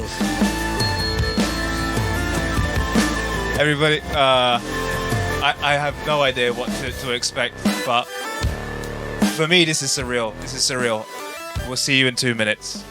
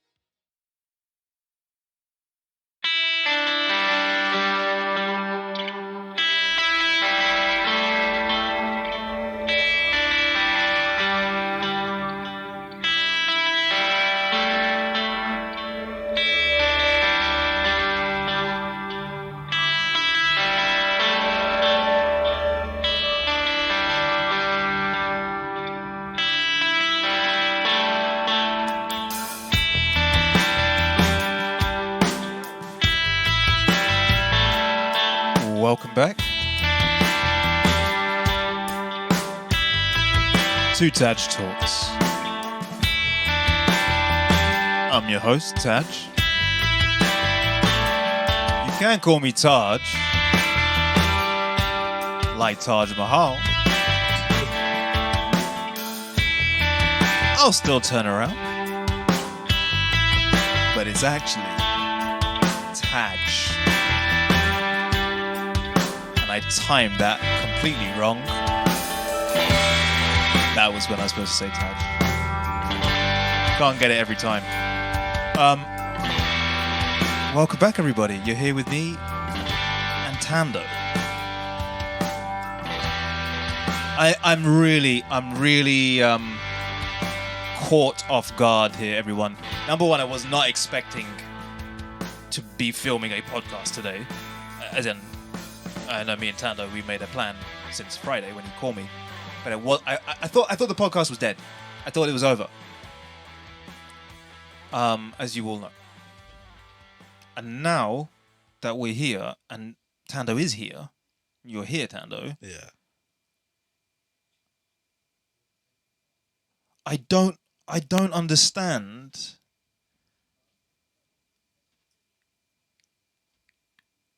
you're speaking in the spirit. I don't know. I don't even know what that means. I don't know if that's a phrase that within the circles of church people does that even resonate. You've had a day of doing this, from what I understand. Yeah. You know, you were talking about how you were supposed to be there by 11, traveling from wherever I don't want to give it away, but where you're traveling from home. Early start in the morning. You meet one person. You start talking to them. You ask them the simple question, how are you?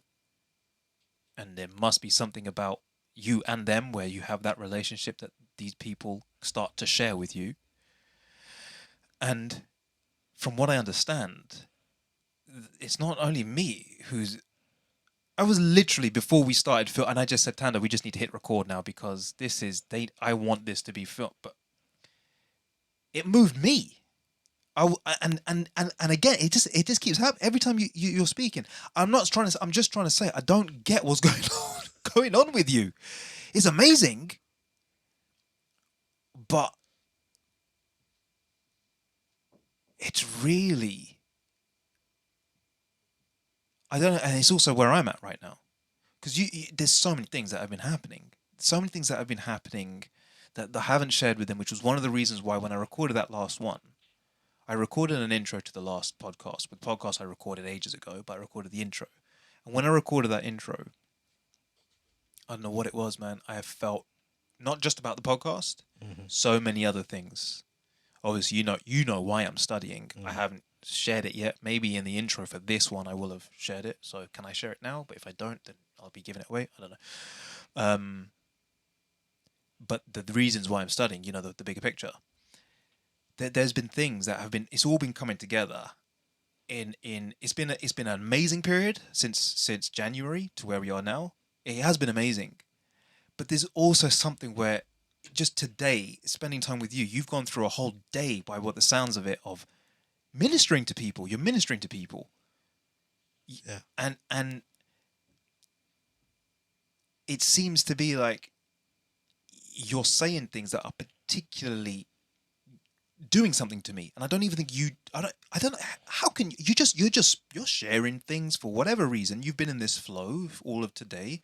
I get it. We just had this seminar where the guy you would have really liked the way that guy done the opening. Even that, Thando, the opening thing that the guy shared, he was talking about Jeremiah 1. And if I were to share, maybe I should just say it, but I don't know if I have said it, if you want to know what I mean, if I've already recorded it. And a lot of this is probably going over everyone's head, so I don't know what to do about that for everyone, because it's just like, what is going on with TAJ? And all I want to say is, man,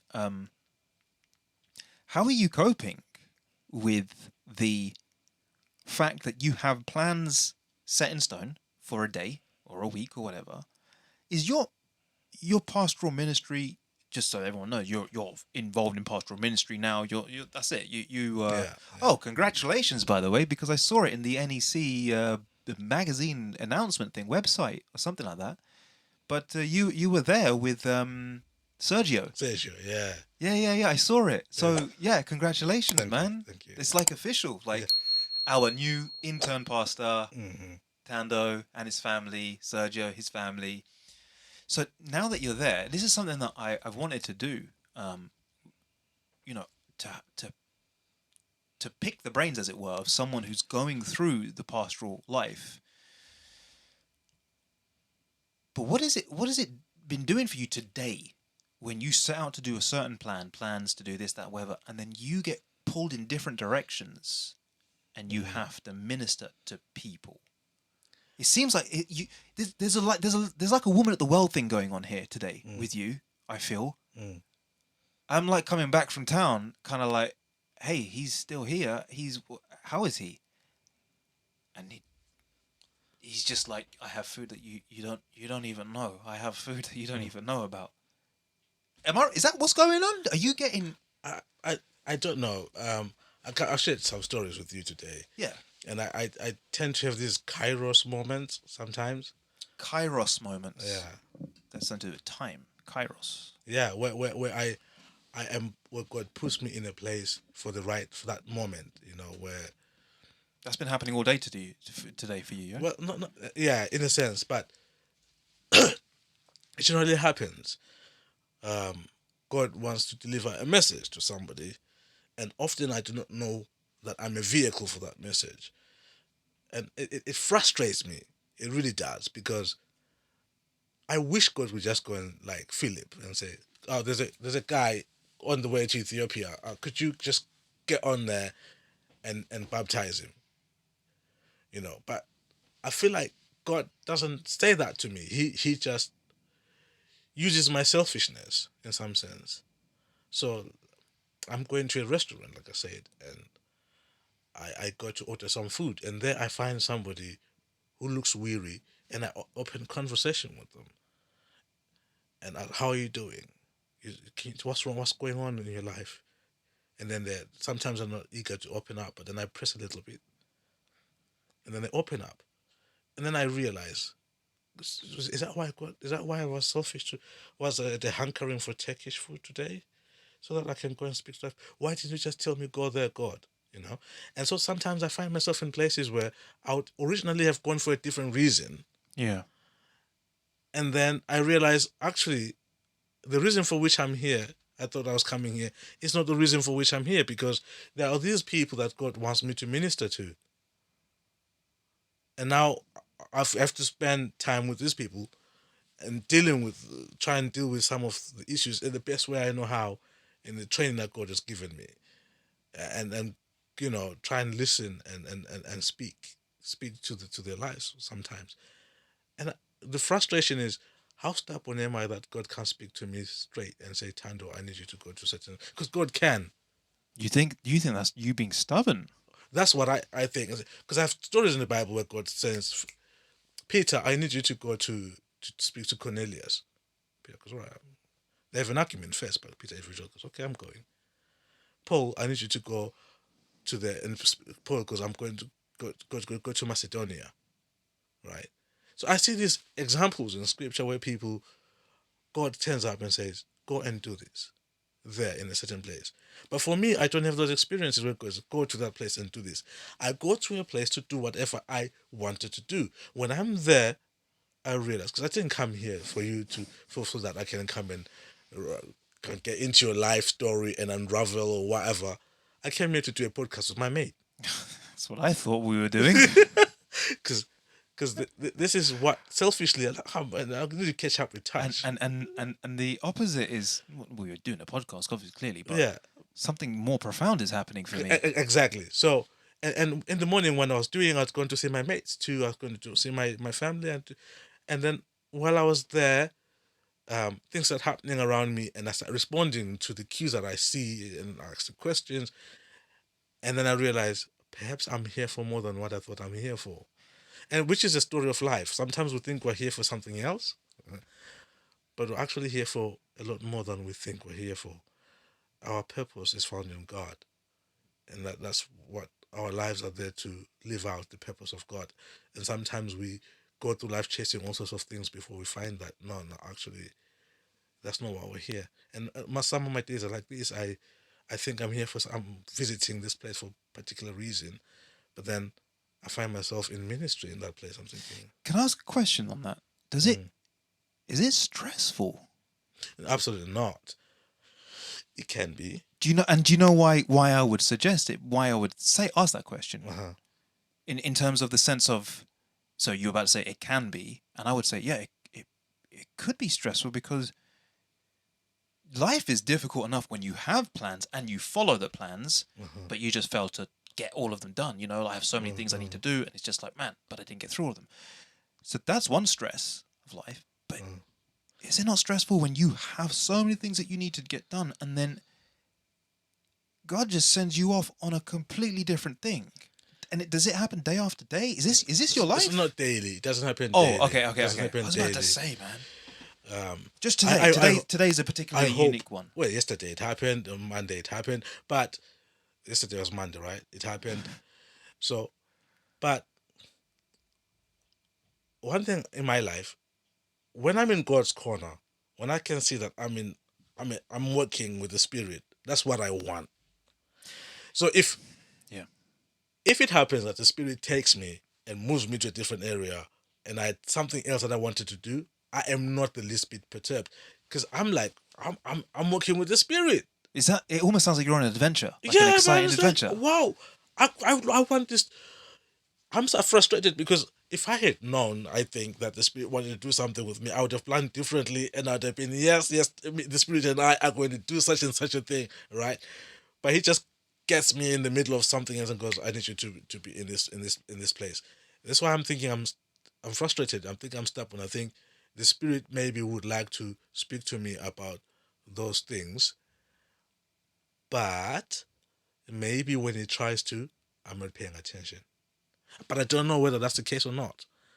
You know, I don't think the Spirit is like wants to just turn up in my places and reach, and I think create havoc by just I think he would like to structure me better, but I feel like maybe I'm not paying enough attention to Him for Him to speak to me clearly as He would want to, and just like Peter said, go to this place, go to that place, and go to that place. I don't know. It's just a theory that I have. Maybe I need to figure out how to listen to Him, pay more attention to Him, so we can speak like friends to each other. He can tell me, look, mate, I need you over there, you know, rather than me go there with the different plans, you know. But when He takes over and starts to, well, it's in the process when things are happening. I'm like, uh-oh. I don't realize it when it starts. I just think I'm in a conversation. Yeah. Well, this is what's been happening, at least between me and you today. But when it's going on and I see how people are feeling, sometimes I just talk to people, pick up a phone and call somebody, and like, I've been praying to God that you call, not you, but somebody calls me and discusses this with me, and I'm discussing the thing that they were praying about. Right, and they're like, oh, I so need to thank God. And there's a lady I called once, one close friend, a couple. I love them so much, and I called them because I wanted a number for another pastor because they lived in the area. And it turned out that morning when I called them, I had selfish reasons. I wanted to get in touch with a certain pastor, you know. And then when I called the husband that I normally call, he didn't pick up the call. So I called the wife after that, because I tend to call the husbands if I know the husband. Try not to call the wives because I'm a man and just there's a whole thing about So when I couldn't get the husband, I called the wife, and then she started telling me about what was going on in her life that day and how, and I started talking to her about, you know, things that were going on in life. And she was ever so thankful. I'm so glad God answered my prayer. I'm thinking, I just wanted the number for a pastor. If it wasn't for that, if your husband had picked up the phone, I would not have called you. So God is working through this, putting a desire in my life, using my desire to connect with that person. And me not getting the husband and then finally finding the person that God really wants me to talk to that morning.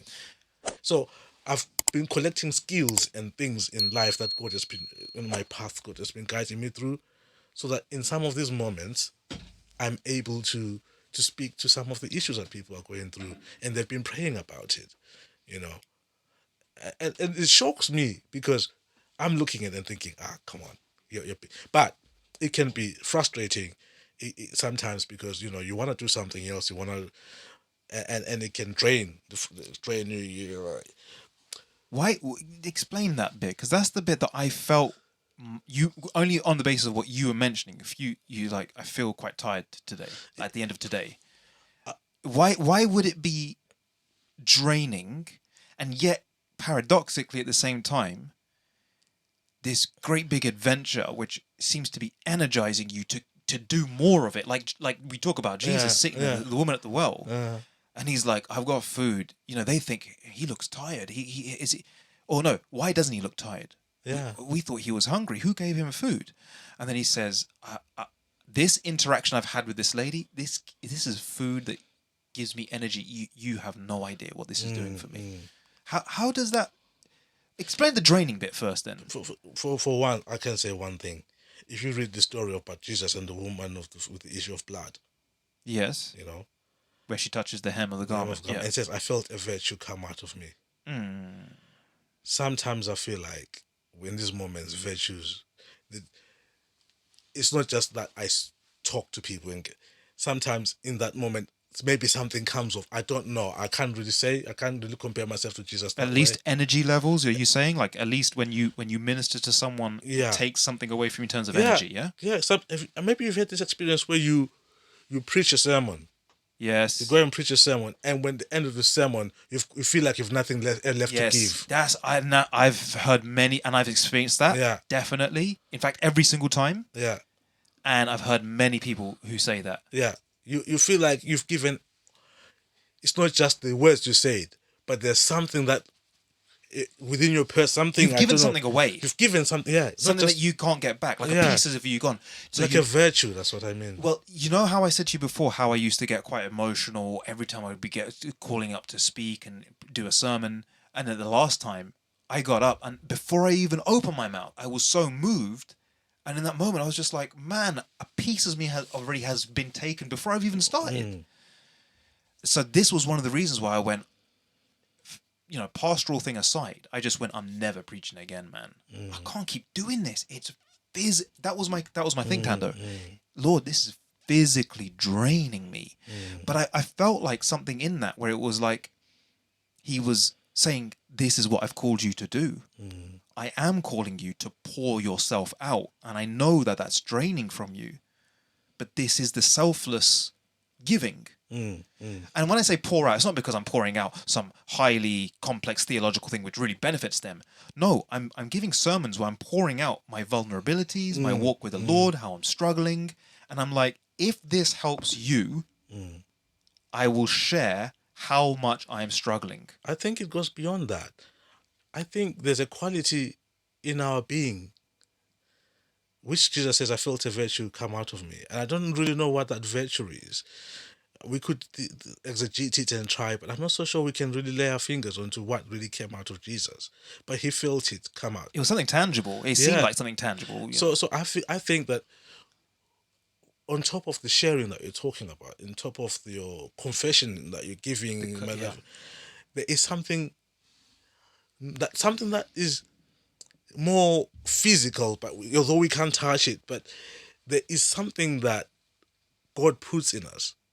Some sort of biochemical, spiritual biochemical, I don't know how I can explain it, but you know what I mean when I say you preach a sermon and you finish and people come and greet your hand or say whatever they say. And you're not even there. You're like, I'm so tired. I'm so tired. I gave everything to deliver that sermon. You could go and give 2 hours presentation on marine life. Right. And it won't affect you the same way. Exactly. It won't affect you the There's same way. something happening. Yeah. When you do a sermon. Yeah. Something spiritual is happening. Yeah. So this is why I'm saying it goes beyond that you shared yourself. There is something, I don't know what it is, but in experience I can say sometimes you do something and you just feel like you have nothing else. And this is when I understand when Isaac can't bless Esau. when Isaac Jacob comes and takes the blessing, and Isaac comes to, did you not have anything else? And Isaac goes, I've nothing, I've given. At first I used to wonder, how can, it's just a blessing, just say something nice to your son. Can you just say some beautiful words to your son?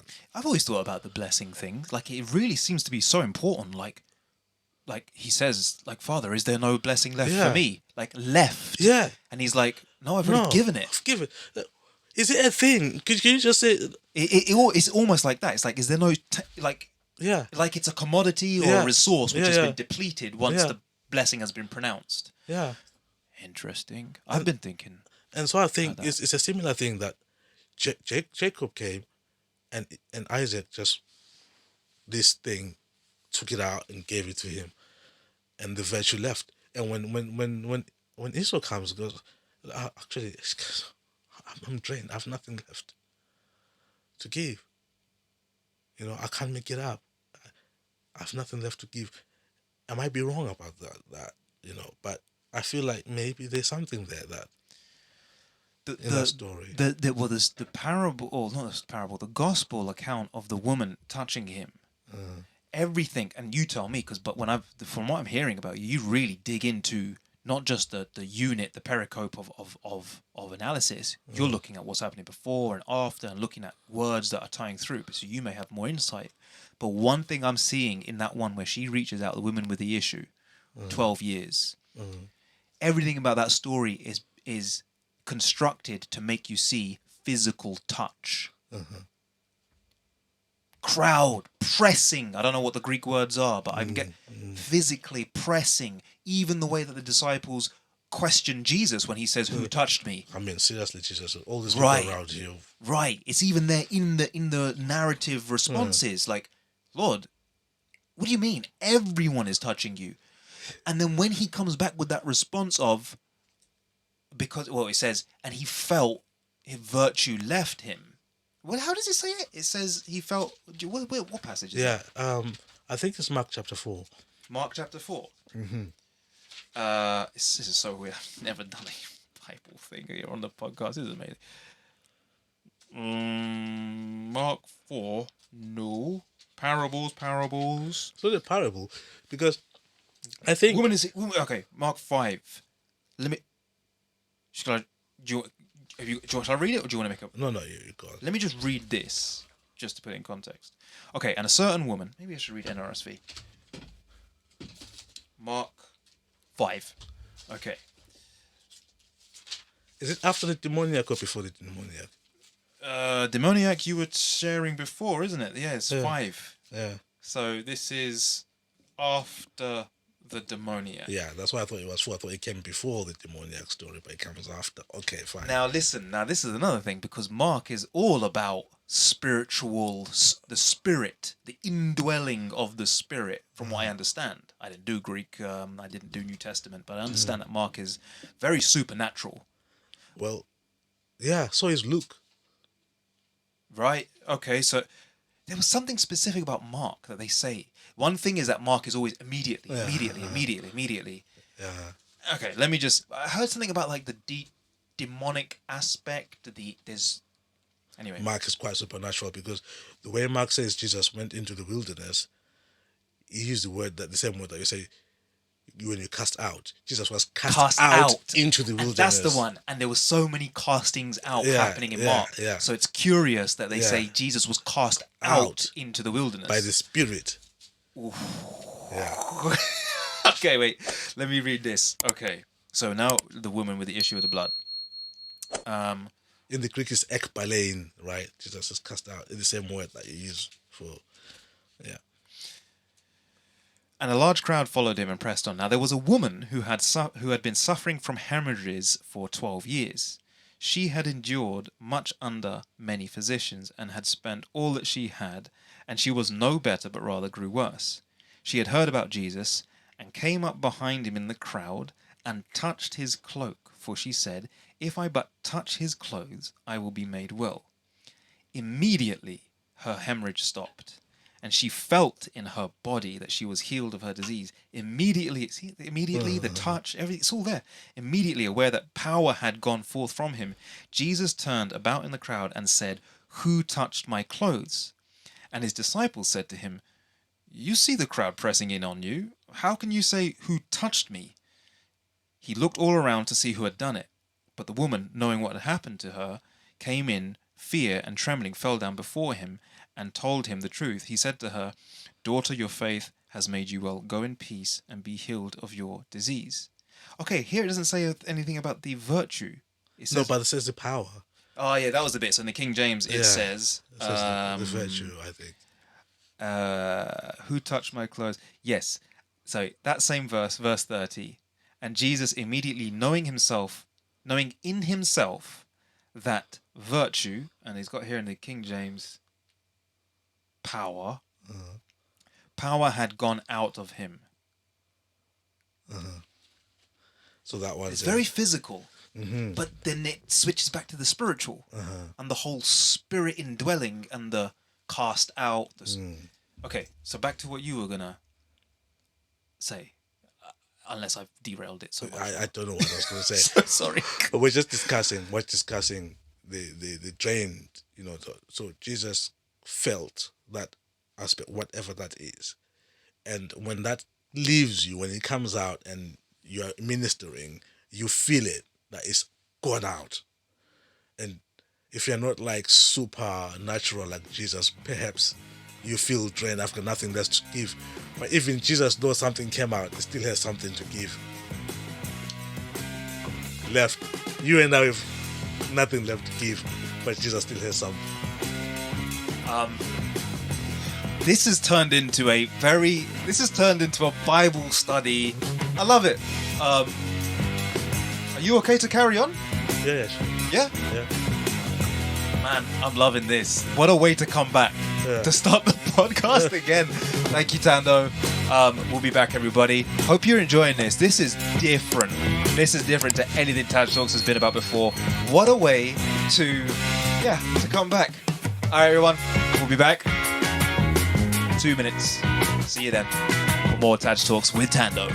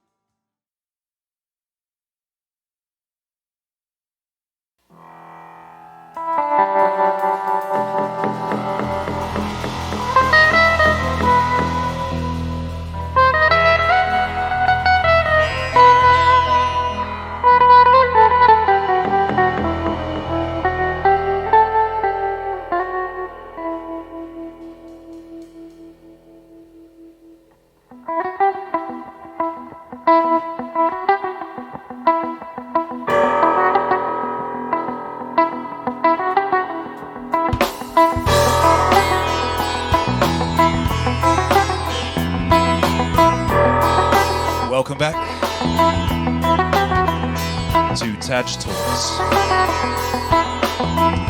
You're back here now for the third hour. You know what time it is. The hour of power. Sorry. I made that up. I just realized we're not doing demons anymore with this whole third hour.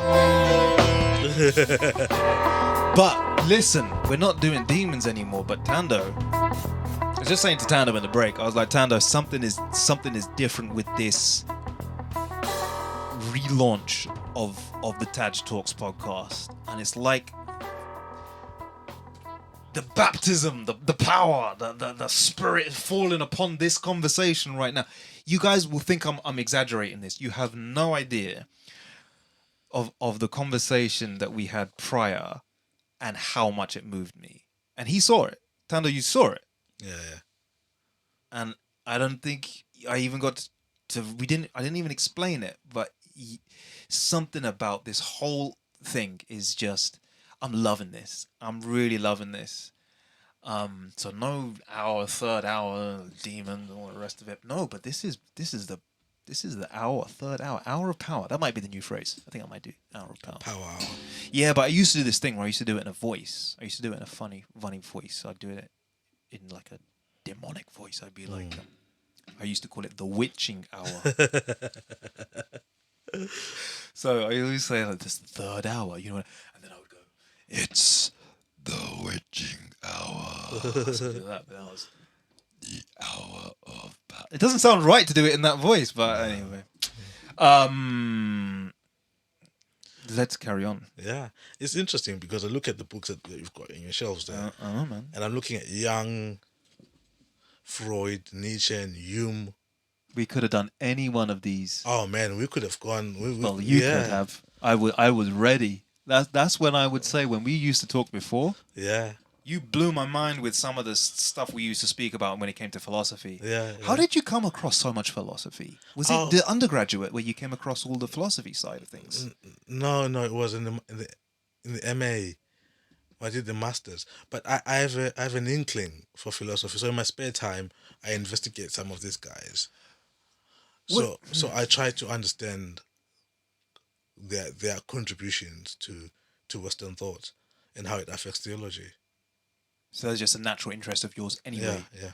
This takes me back to the days when we first met in Birmingham, and then in the email exchanges, just so everyone knows, me and Thando didn't realise when we met in 2015, 2016-ish, 2017, when we were studying together. Yeah, 2017. Where we were studying at Newbold College, down the road.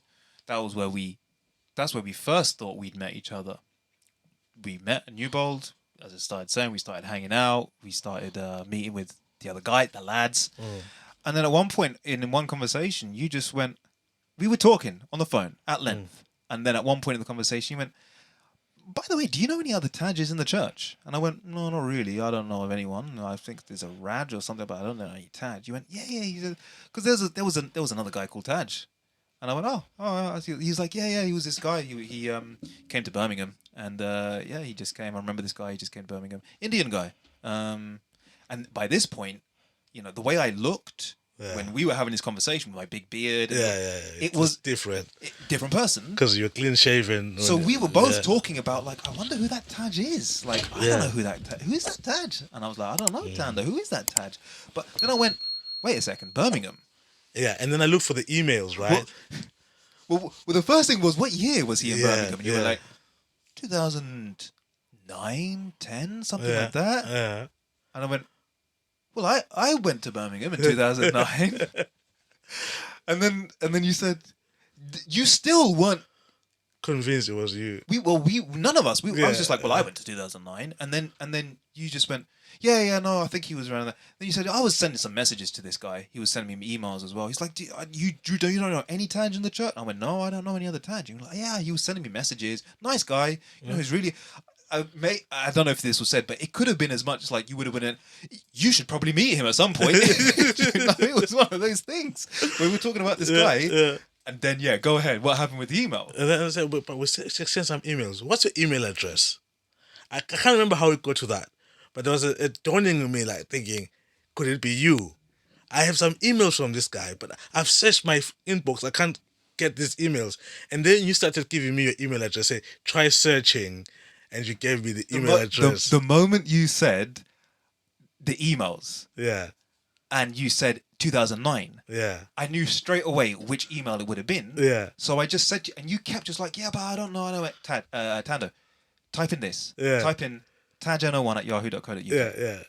And then you were just like, yeah, but... And I was like, Thando, just type it in. Because I knew as soon as you typed that in, if it was me, it would have come up. Bingo. Because I started clicking in my head. I went, and then you found... the emails. I typed the email address and then boom. Straight away. Yeah. I was like, oh. And I went, yep, it was me. I was like, it was me. Yeah, it's like, after all these years. You know, that was beautiful though, because can you imagine, we connected back then and then we lost touch. We just exchanged emails for a couple of months or so, and then that just the trail went cold. Were you getting my emails from Australia? I don't know. I Do you remember getting emails from that strange TAJ guy who's just this random guy? Do you remember sending emails from Australia? No, I don't. I can't say that I do. Because I created this huge list of emails, an email list from that email when I was in Australia. So yeah, we parted. We went separate ways. I was in Australia. Yeah. We actually, the ones I remember, the Book of Revelation and other things like that. That was what we were studying. Yeah, and so after all these years, we reconnect in Newbold, and we don't even know that it's us. Can you imagine? That's so weird. We don't even know that we met before. It's us, and then we connect anyway. And and that was the weird thing. It was an instant click. Yeah. It was just like, hey, what a nice guy. Yeah. And it was almost like one of those things. Like, how comes I know this? I feel like I know this guy from before. Yeah. And then we go on for years without even thinking. No, we had no idea that we previously. And then some maybe 3 years later, this conversation happens. Yes, it was towards the end of our time at Newbold. Yeah.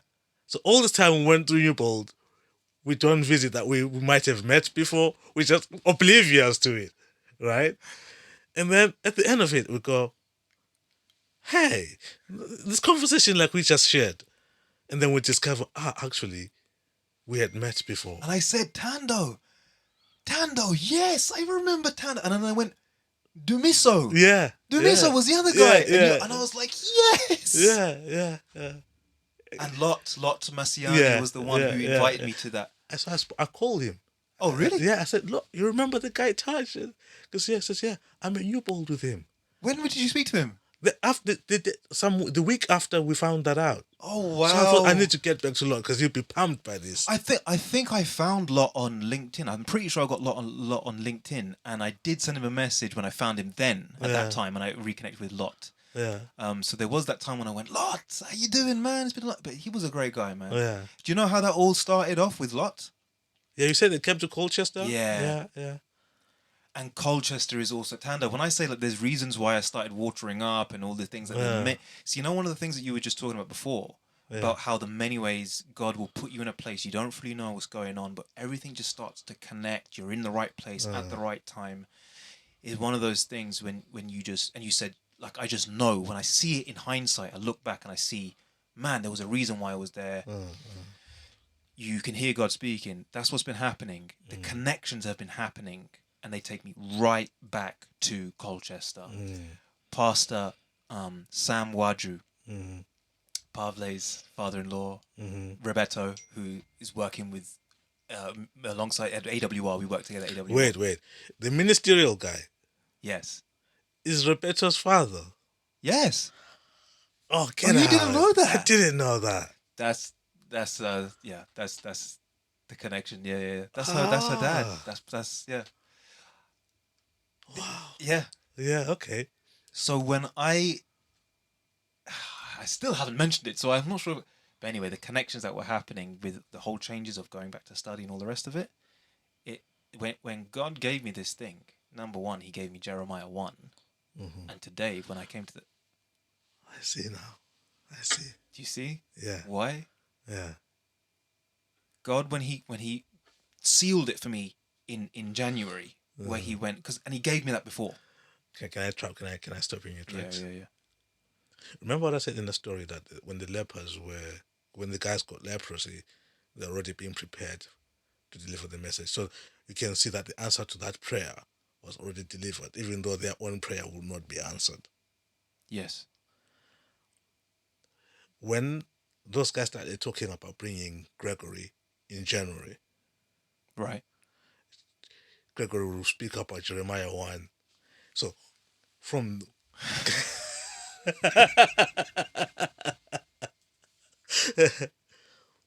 you saw the penny drop. Yeah. Yeah. I feel I need to just tell you now. Yeah. January, I was sitting there applying for a job at Oxford University because I just went, at this point, the end of 2022, I had so come to the end of my road of pushing God away, confused by what's going on in life. Nothing really worked out the way I wanted it to work out. End of 2022, going into January 2023, I shared it on the podcast. I did this kind of fishbowl example of how one moment I just turned my eyes upwards. I felt like I was stuck in this fishbowl, just going around in circles. Turned my eyes upward, and I came out of the fishbowl because the fishbowl is in a bigger tank. Anyway, so 2023, I'm now walking with God again. I'm talking to him again. He's talking back to me. I'm just amazed at how this God that I thought was dead. I got to a scary place, Thando, where I was like, I just think I've been making it up all this whole time. And I've said that to myself before, but this time I really convinced myself, it's all in your head, Taj. There is no God. I hate to break this to you, Taj, but it's all been a lie to make you feel better. And yet I did the whole evolutionary model, survival of the fittest, we're in a cold, dark world, Arthur Schopenhauer, all this kind of stuff, you know, Arthur Schopenhauer's kind of thing, which I was just about to say to you before. You must have known about Arthur Schopenhauer. And that cold, dark place, no warmth, no positivity in this world. God is dead. Nietzsche, another one that when I read Arthur Schopenhauer, I was talking to Sergio, I bumped into the other day, just yesterday, before this thing today, and I was telling Sergio what happened. When I found Schopenhauer's work, the same thing happened to me in the same way that when I found Nietzsche. I was so thrilled. You think about it, what these guys are saying is not really, it's the opposite of good news.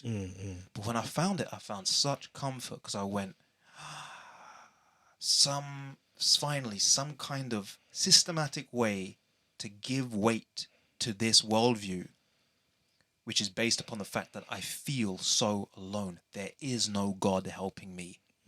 It's chance. Things work, sometimes they don't work. Whether I pray, whether I don't pray, the good and the bad is happening to me, but mostly it's just bad. So I came to this place in January when I started, I was just alive again because I just went, I prayed one day and I just said, Lord, help. That was it. I just went, I didn't even say Lord. I just went, if anyone can hear me right now. This was at before the end, just before Christmas, I think. If anyone can hear me, if you're up there, I don't know what to call you. I don't know what your name is anymore. And I wasn't doing it out of anger. Before, I've had moments like this, and I would get to my knees out of anger. Like, I can't believe I have to get to my knees. I refuse to believe that there was a God, and I've got no other.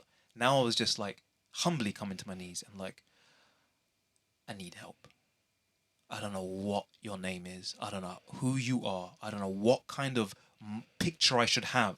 The Christian image, or not image, but the Christian concepts, the Sikh. I don't know. You're there, help me. And then things started unfolding. January, now this is coming back to the Jeremiah thing. By January, I'm talking to the God. He's given me some hope again, just by the fact that he's answering me. Things are happening, coincidentally. But there's no plan for the future, nothing like that.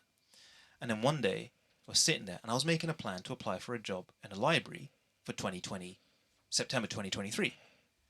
I had to go and sort out some tax thing. So I went to the New Bold webpage because I needed to contact Gabby to sort out some tax thing. As I went to the New Bold webpage, I stumbled across their PG cert. And when I looked at the PG cert thing, something went in my head and just went, Taj, remember how you were asking me, because we're talking again. Do you remember how you were asking me, Lord, I know that you may still have a plan for me. I may have messed it up so much, even if it's plan Z, I'll do it. I'm not going to fight your plan. Well, it's not, you have a plan. If it's just, even it's the sub plan, plan Z. But I went, if it's possible, can we do plan A? That morning, before I was looking at the New Bold webpage, I started listening to a sermon. And I didn't catch it at the time, as humans as we are. The guy in the sermon started saying, some of you out there are thinking that you're on plan F and plan G, when God is still saying to you, there's still plan A. And it went over my head. Then I was sitting there and I was watching this thing, looking at the New Bold PG Cert thing, and it said, for all those, and now I'm giving it away to everyone, for all those who are thinking of entering pastoral ministry, employment as pastors, this is the course that you need to do.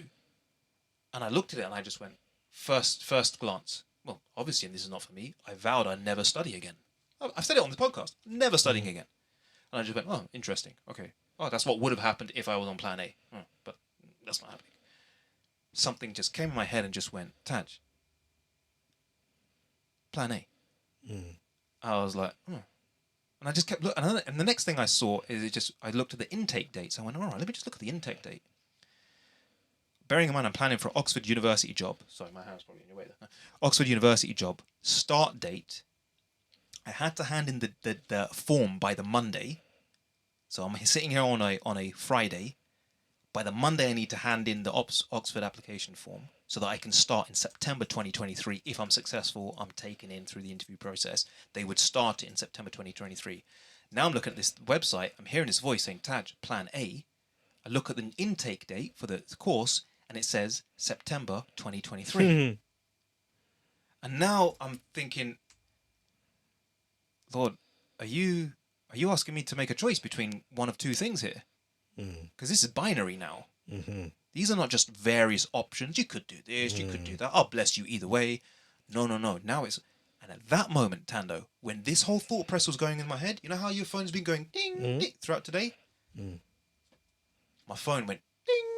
At that same moment, looked at it. My Bible app, which does it at the most random times. Like, it's never consistent. Jeremiah 1. Oh, get out. Before you, I knew you. Before I knew you, before you were born, I knew you. Yeah. I mean, I could go, as soon as I say Jeremiah 1, and then when I was sitting there today, listening to it, Thando, I was fighting back the tears because I was like... Weak man.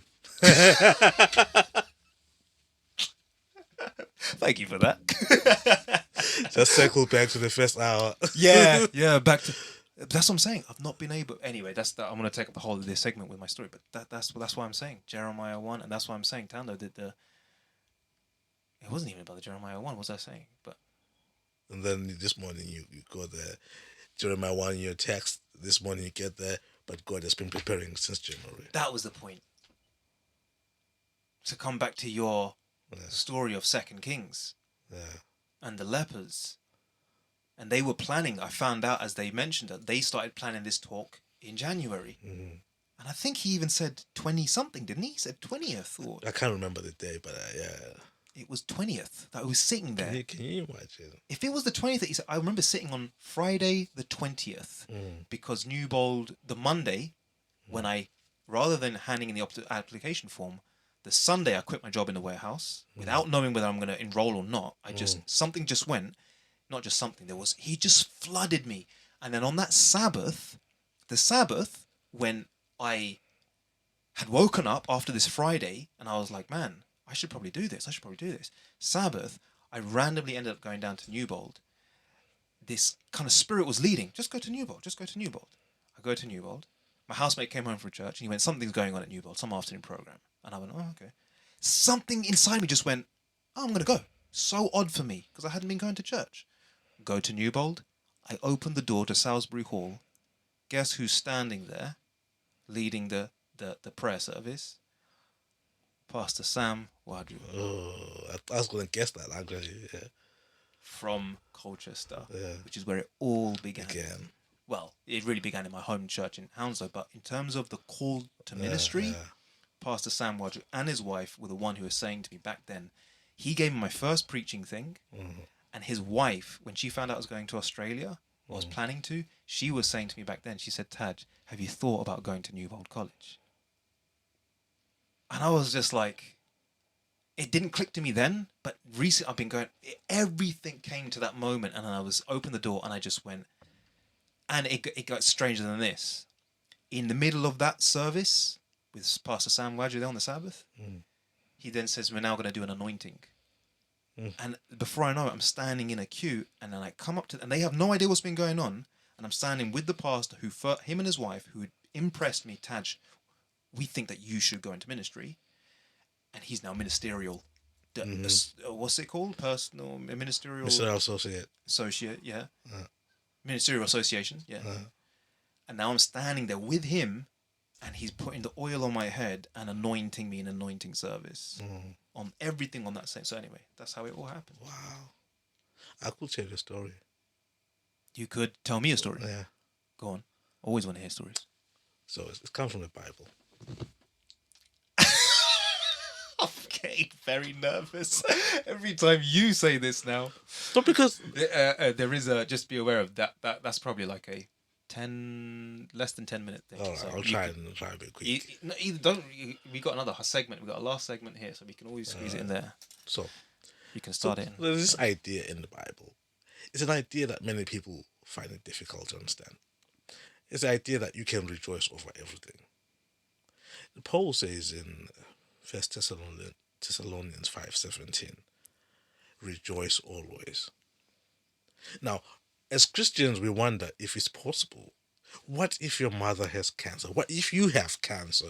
What if something drastic and dire is happening in your life? Can you rejoice always? Can God really give you a peace that surpasses understanding, that allows you to rejoice in places where nobody else can rejoice? We read these words and we meet them with the obvious reality check. Can you really rejoice always? I feel like I'm in church right now. You're doing sermon right now. You know you're doing sermon mode right now.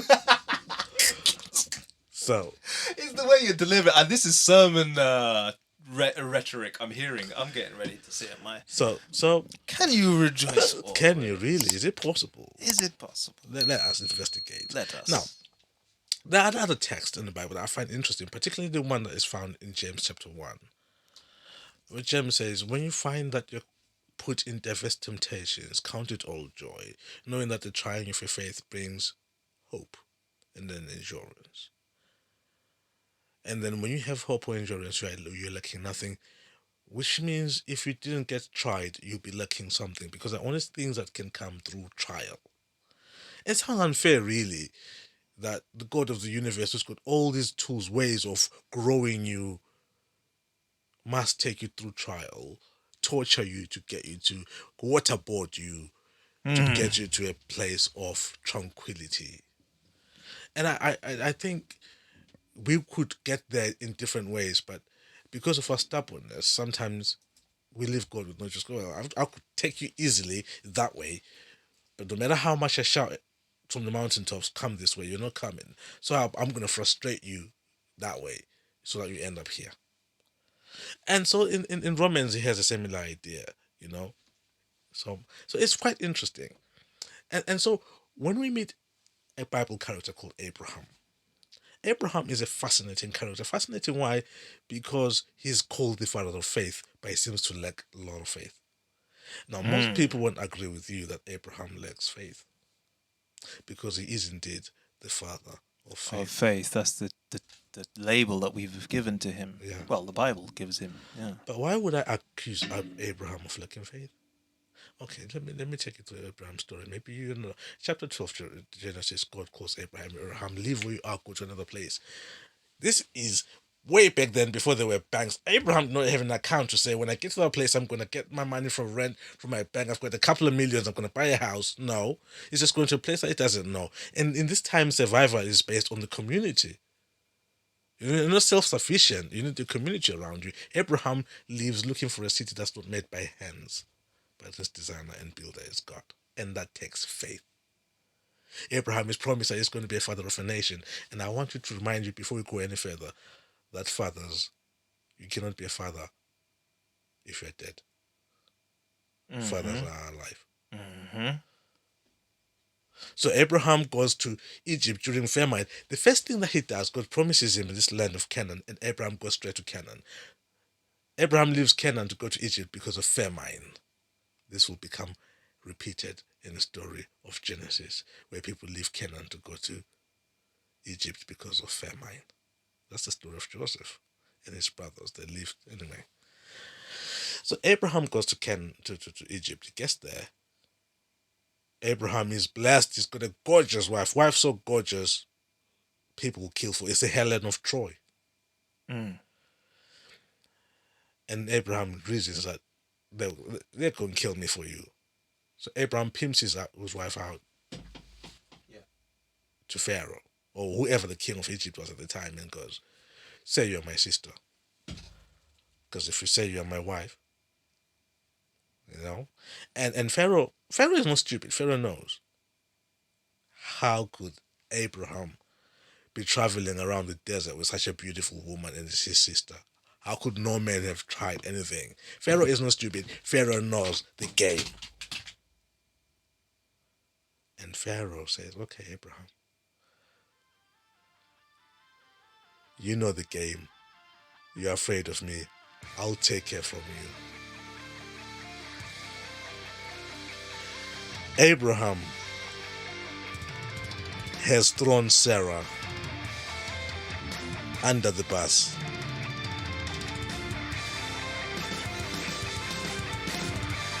To save his skin. Pimp your wife for life.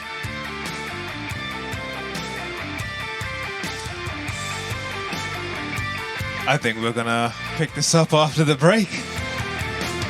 Hold that thought, Thando. We're talking about Abraham, man of faith, but was he really? Was he? Okay, everybody. Hope you're enjoying this. We'll be back. I think it's 1 minute. No, it's 2 minutes.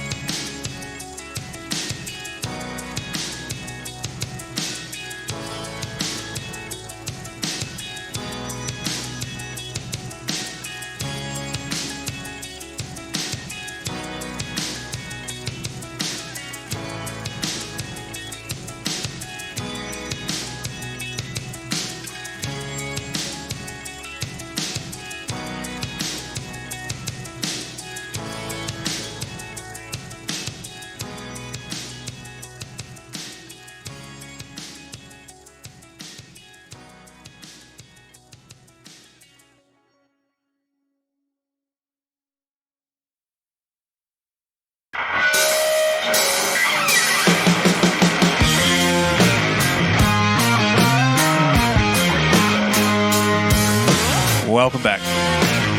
TAJ Talks, final segment. Sort of. Oh, it is. This is the final segment.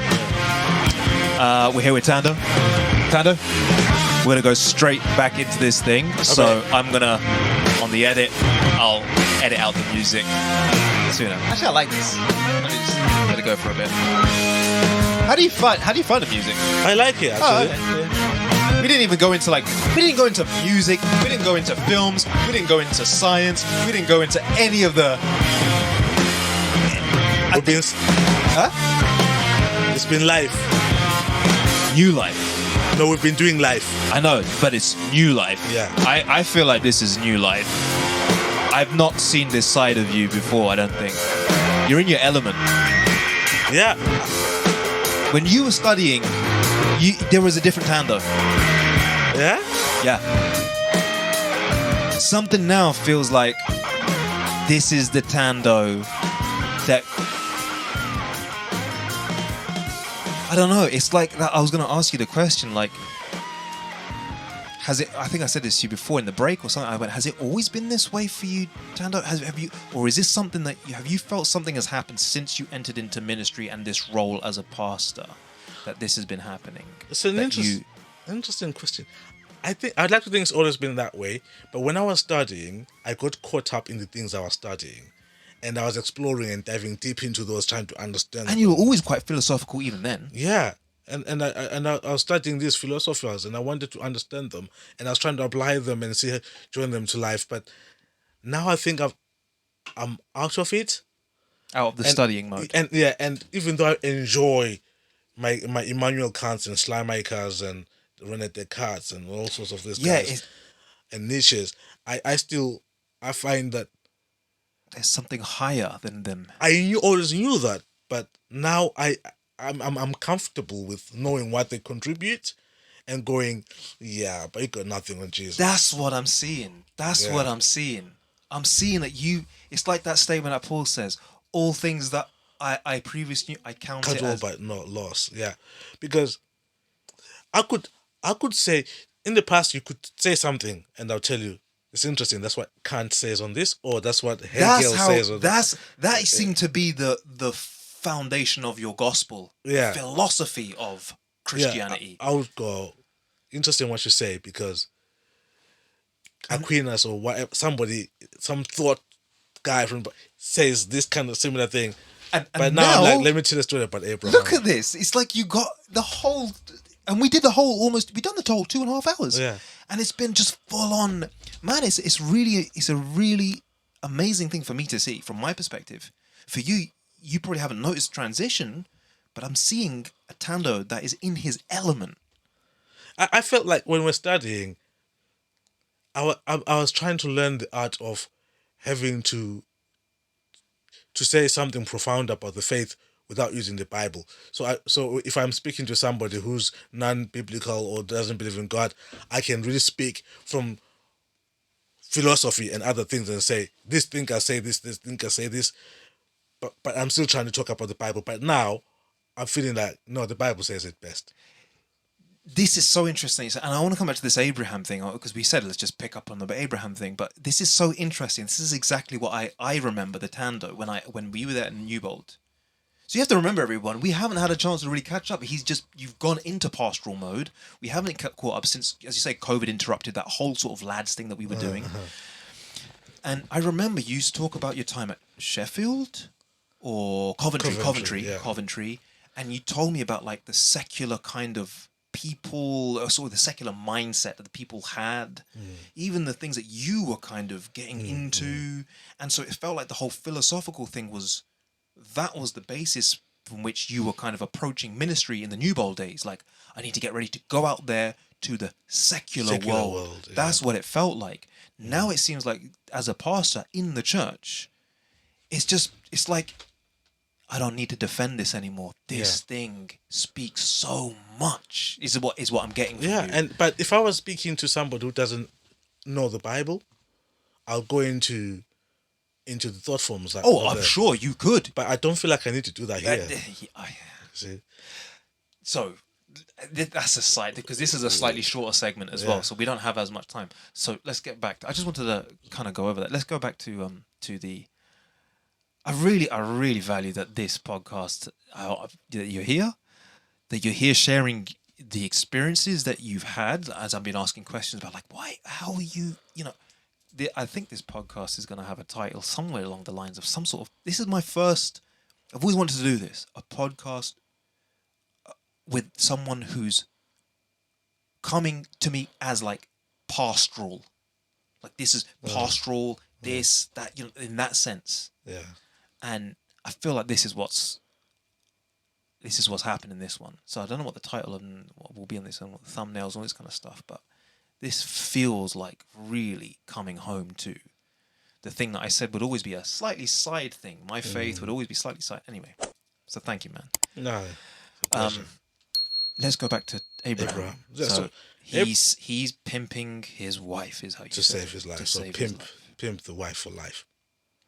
That was how he was coping with the thing with the Egypt and. I mean, you've never had the burden of having a woman so beautiful who send 1,000 ships. I don't know who your girlfriends are, but I don't think, Taj, you've ever walked the streets and gone, my girlfriend is so beautiful. I mean, my life is in danger. If she sent me 1,000 sheeps.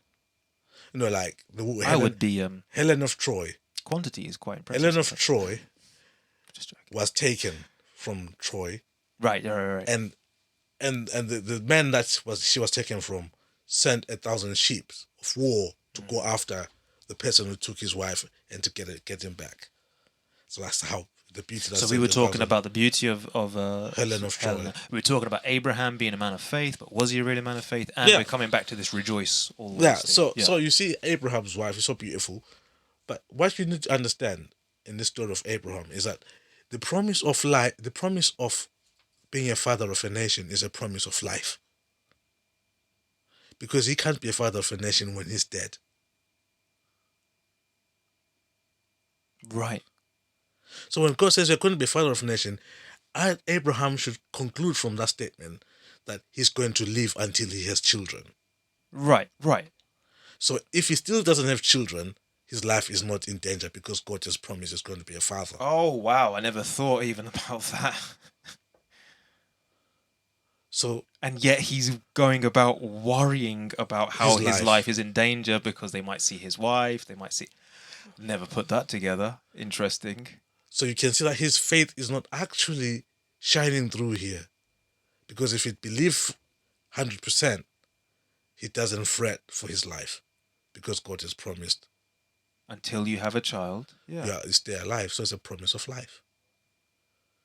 Abraham basically has to go, if I'm still childless, I'm not dying. If I'm Abraham, I'm probably not trying to have a child. I'm going to keep this life going for as long as I can. Wow, interesting.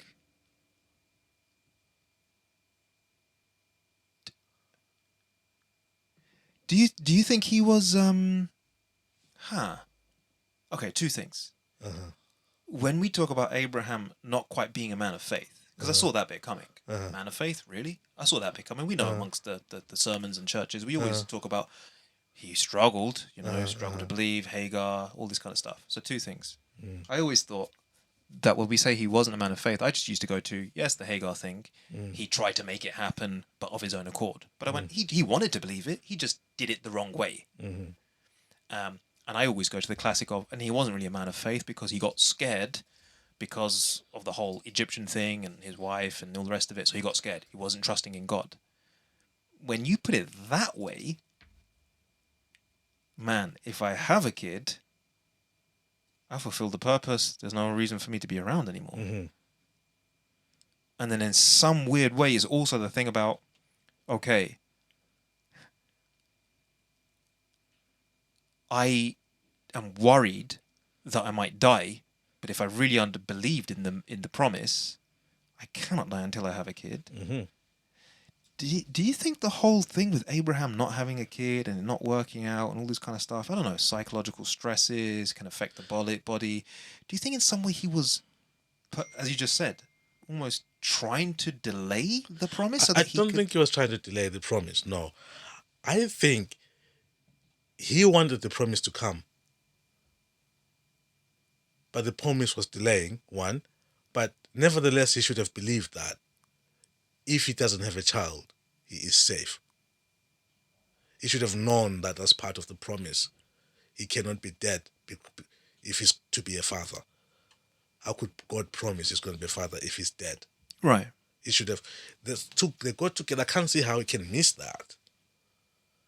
Same to you, Taj. If God says you're going to be the president of of the United States. It doesn't matter you're not born there or whatever, but you know you've got to be alive to do that. If somebody comes to a bank and you're there doing your transactions with the guy that says, if you do something, I'm going to shoot you and you're going to die. At the moment when you forget that you're supposed to be the president of the United States because God has said so, you're going to be afraid and go, ooh, I'm not. But if you remember that, hang on, my destiny is to become the president of the United States. How can I be when I'm dead? But isn't that this situation is going to kill me? Right, you're bringing this. You're bringing this home now. Has become this is okay. Carry on. So Abraham throws his wife under the bus to save himself, but the wife does not go under the man, because in his dreams, God shows up and says to the king of Egypt, "Do not touch this woman." In fact, God shows up in such a I would say,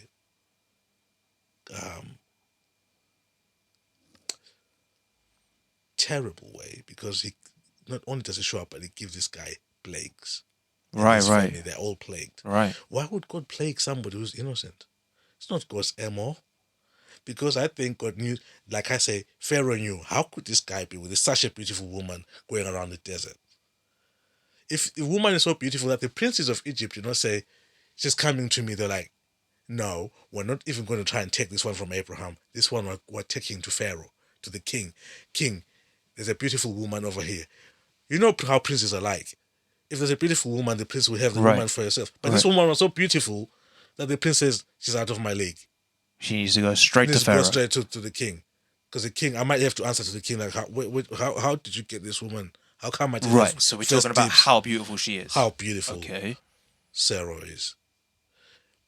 And so Pharaoh knows there's no way, Abraham, you are a single man walking around the desert with such a beautiful woman. And no one has tried something. So when Pharaoh says, give it to me, he knows. You just chickened out, Abraham. And so when God shows up and he goes, I'm going to give you plagues, boils and stuff, it's because Pharaoh knows the game he's playing. And God is like, I'm punishing you. You know that.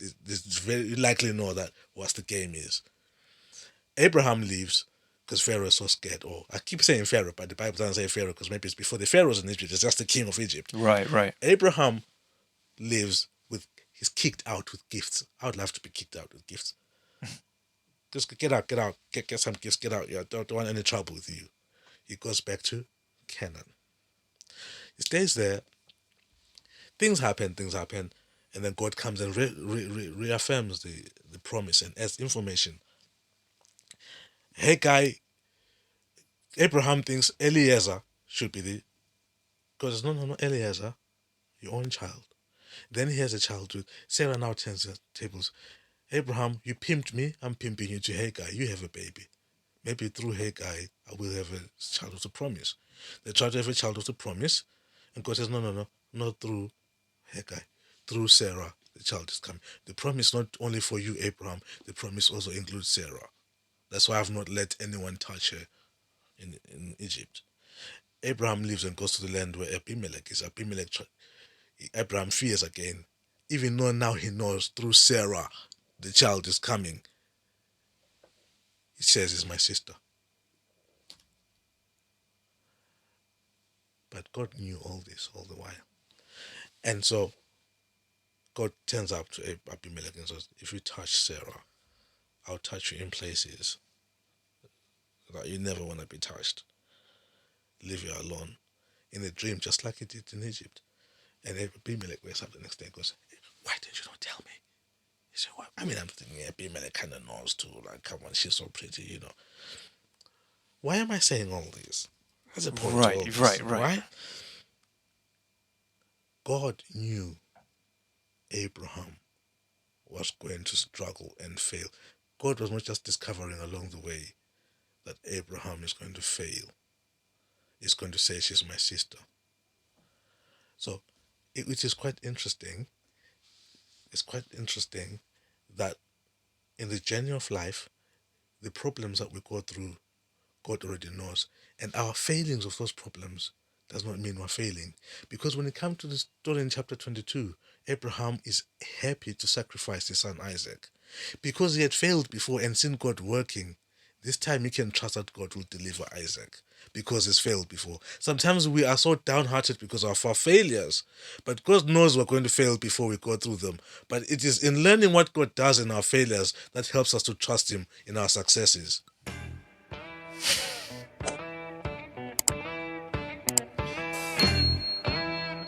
That's why Abraham can rejoice in his failures. Rejoice always. Amen, Pastor. Amen. You did not see that coming, yes. Today's been wild. Yeah. It has been wild. We'll be back after a 1 minute break. We'll wrap it up just to say goodbye to everyone. The point is, no matter how much you fail, your failures are new to you, but not to God. Thank you, Thando. Thank you, everyone. I hope you have enjoyed that. I don't know what this has done for you. I honestly feel spoilt at having had just the man of God has delivered a word of God. This has been amazing, Thando. Thank you. We'll be back in 1 minute.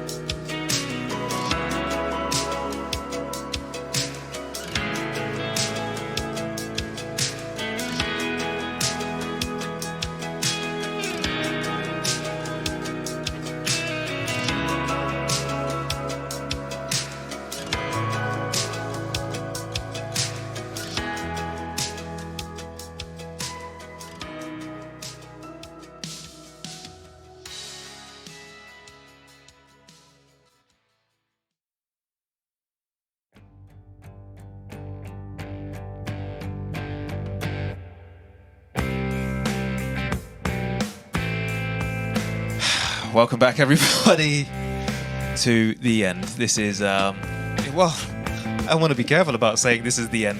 I thought it was the end at the end of talk number 12. And then Thando called. And now here he is. And as I did at the end of the last podcast, the end question mark. No.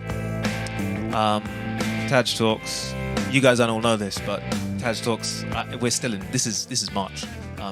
So when I come back in May or something, of course, TAJ Talks will be back. You guys don't know this because I'm recording this now and it's going to be released later.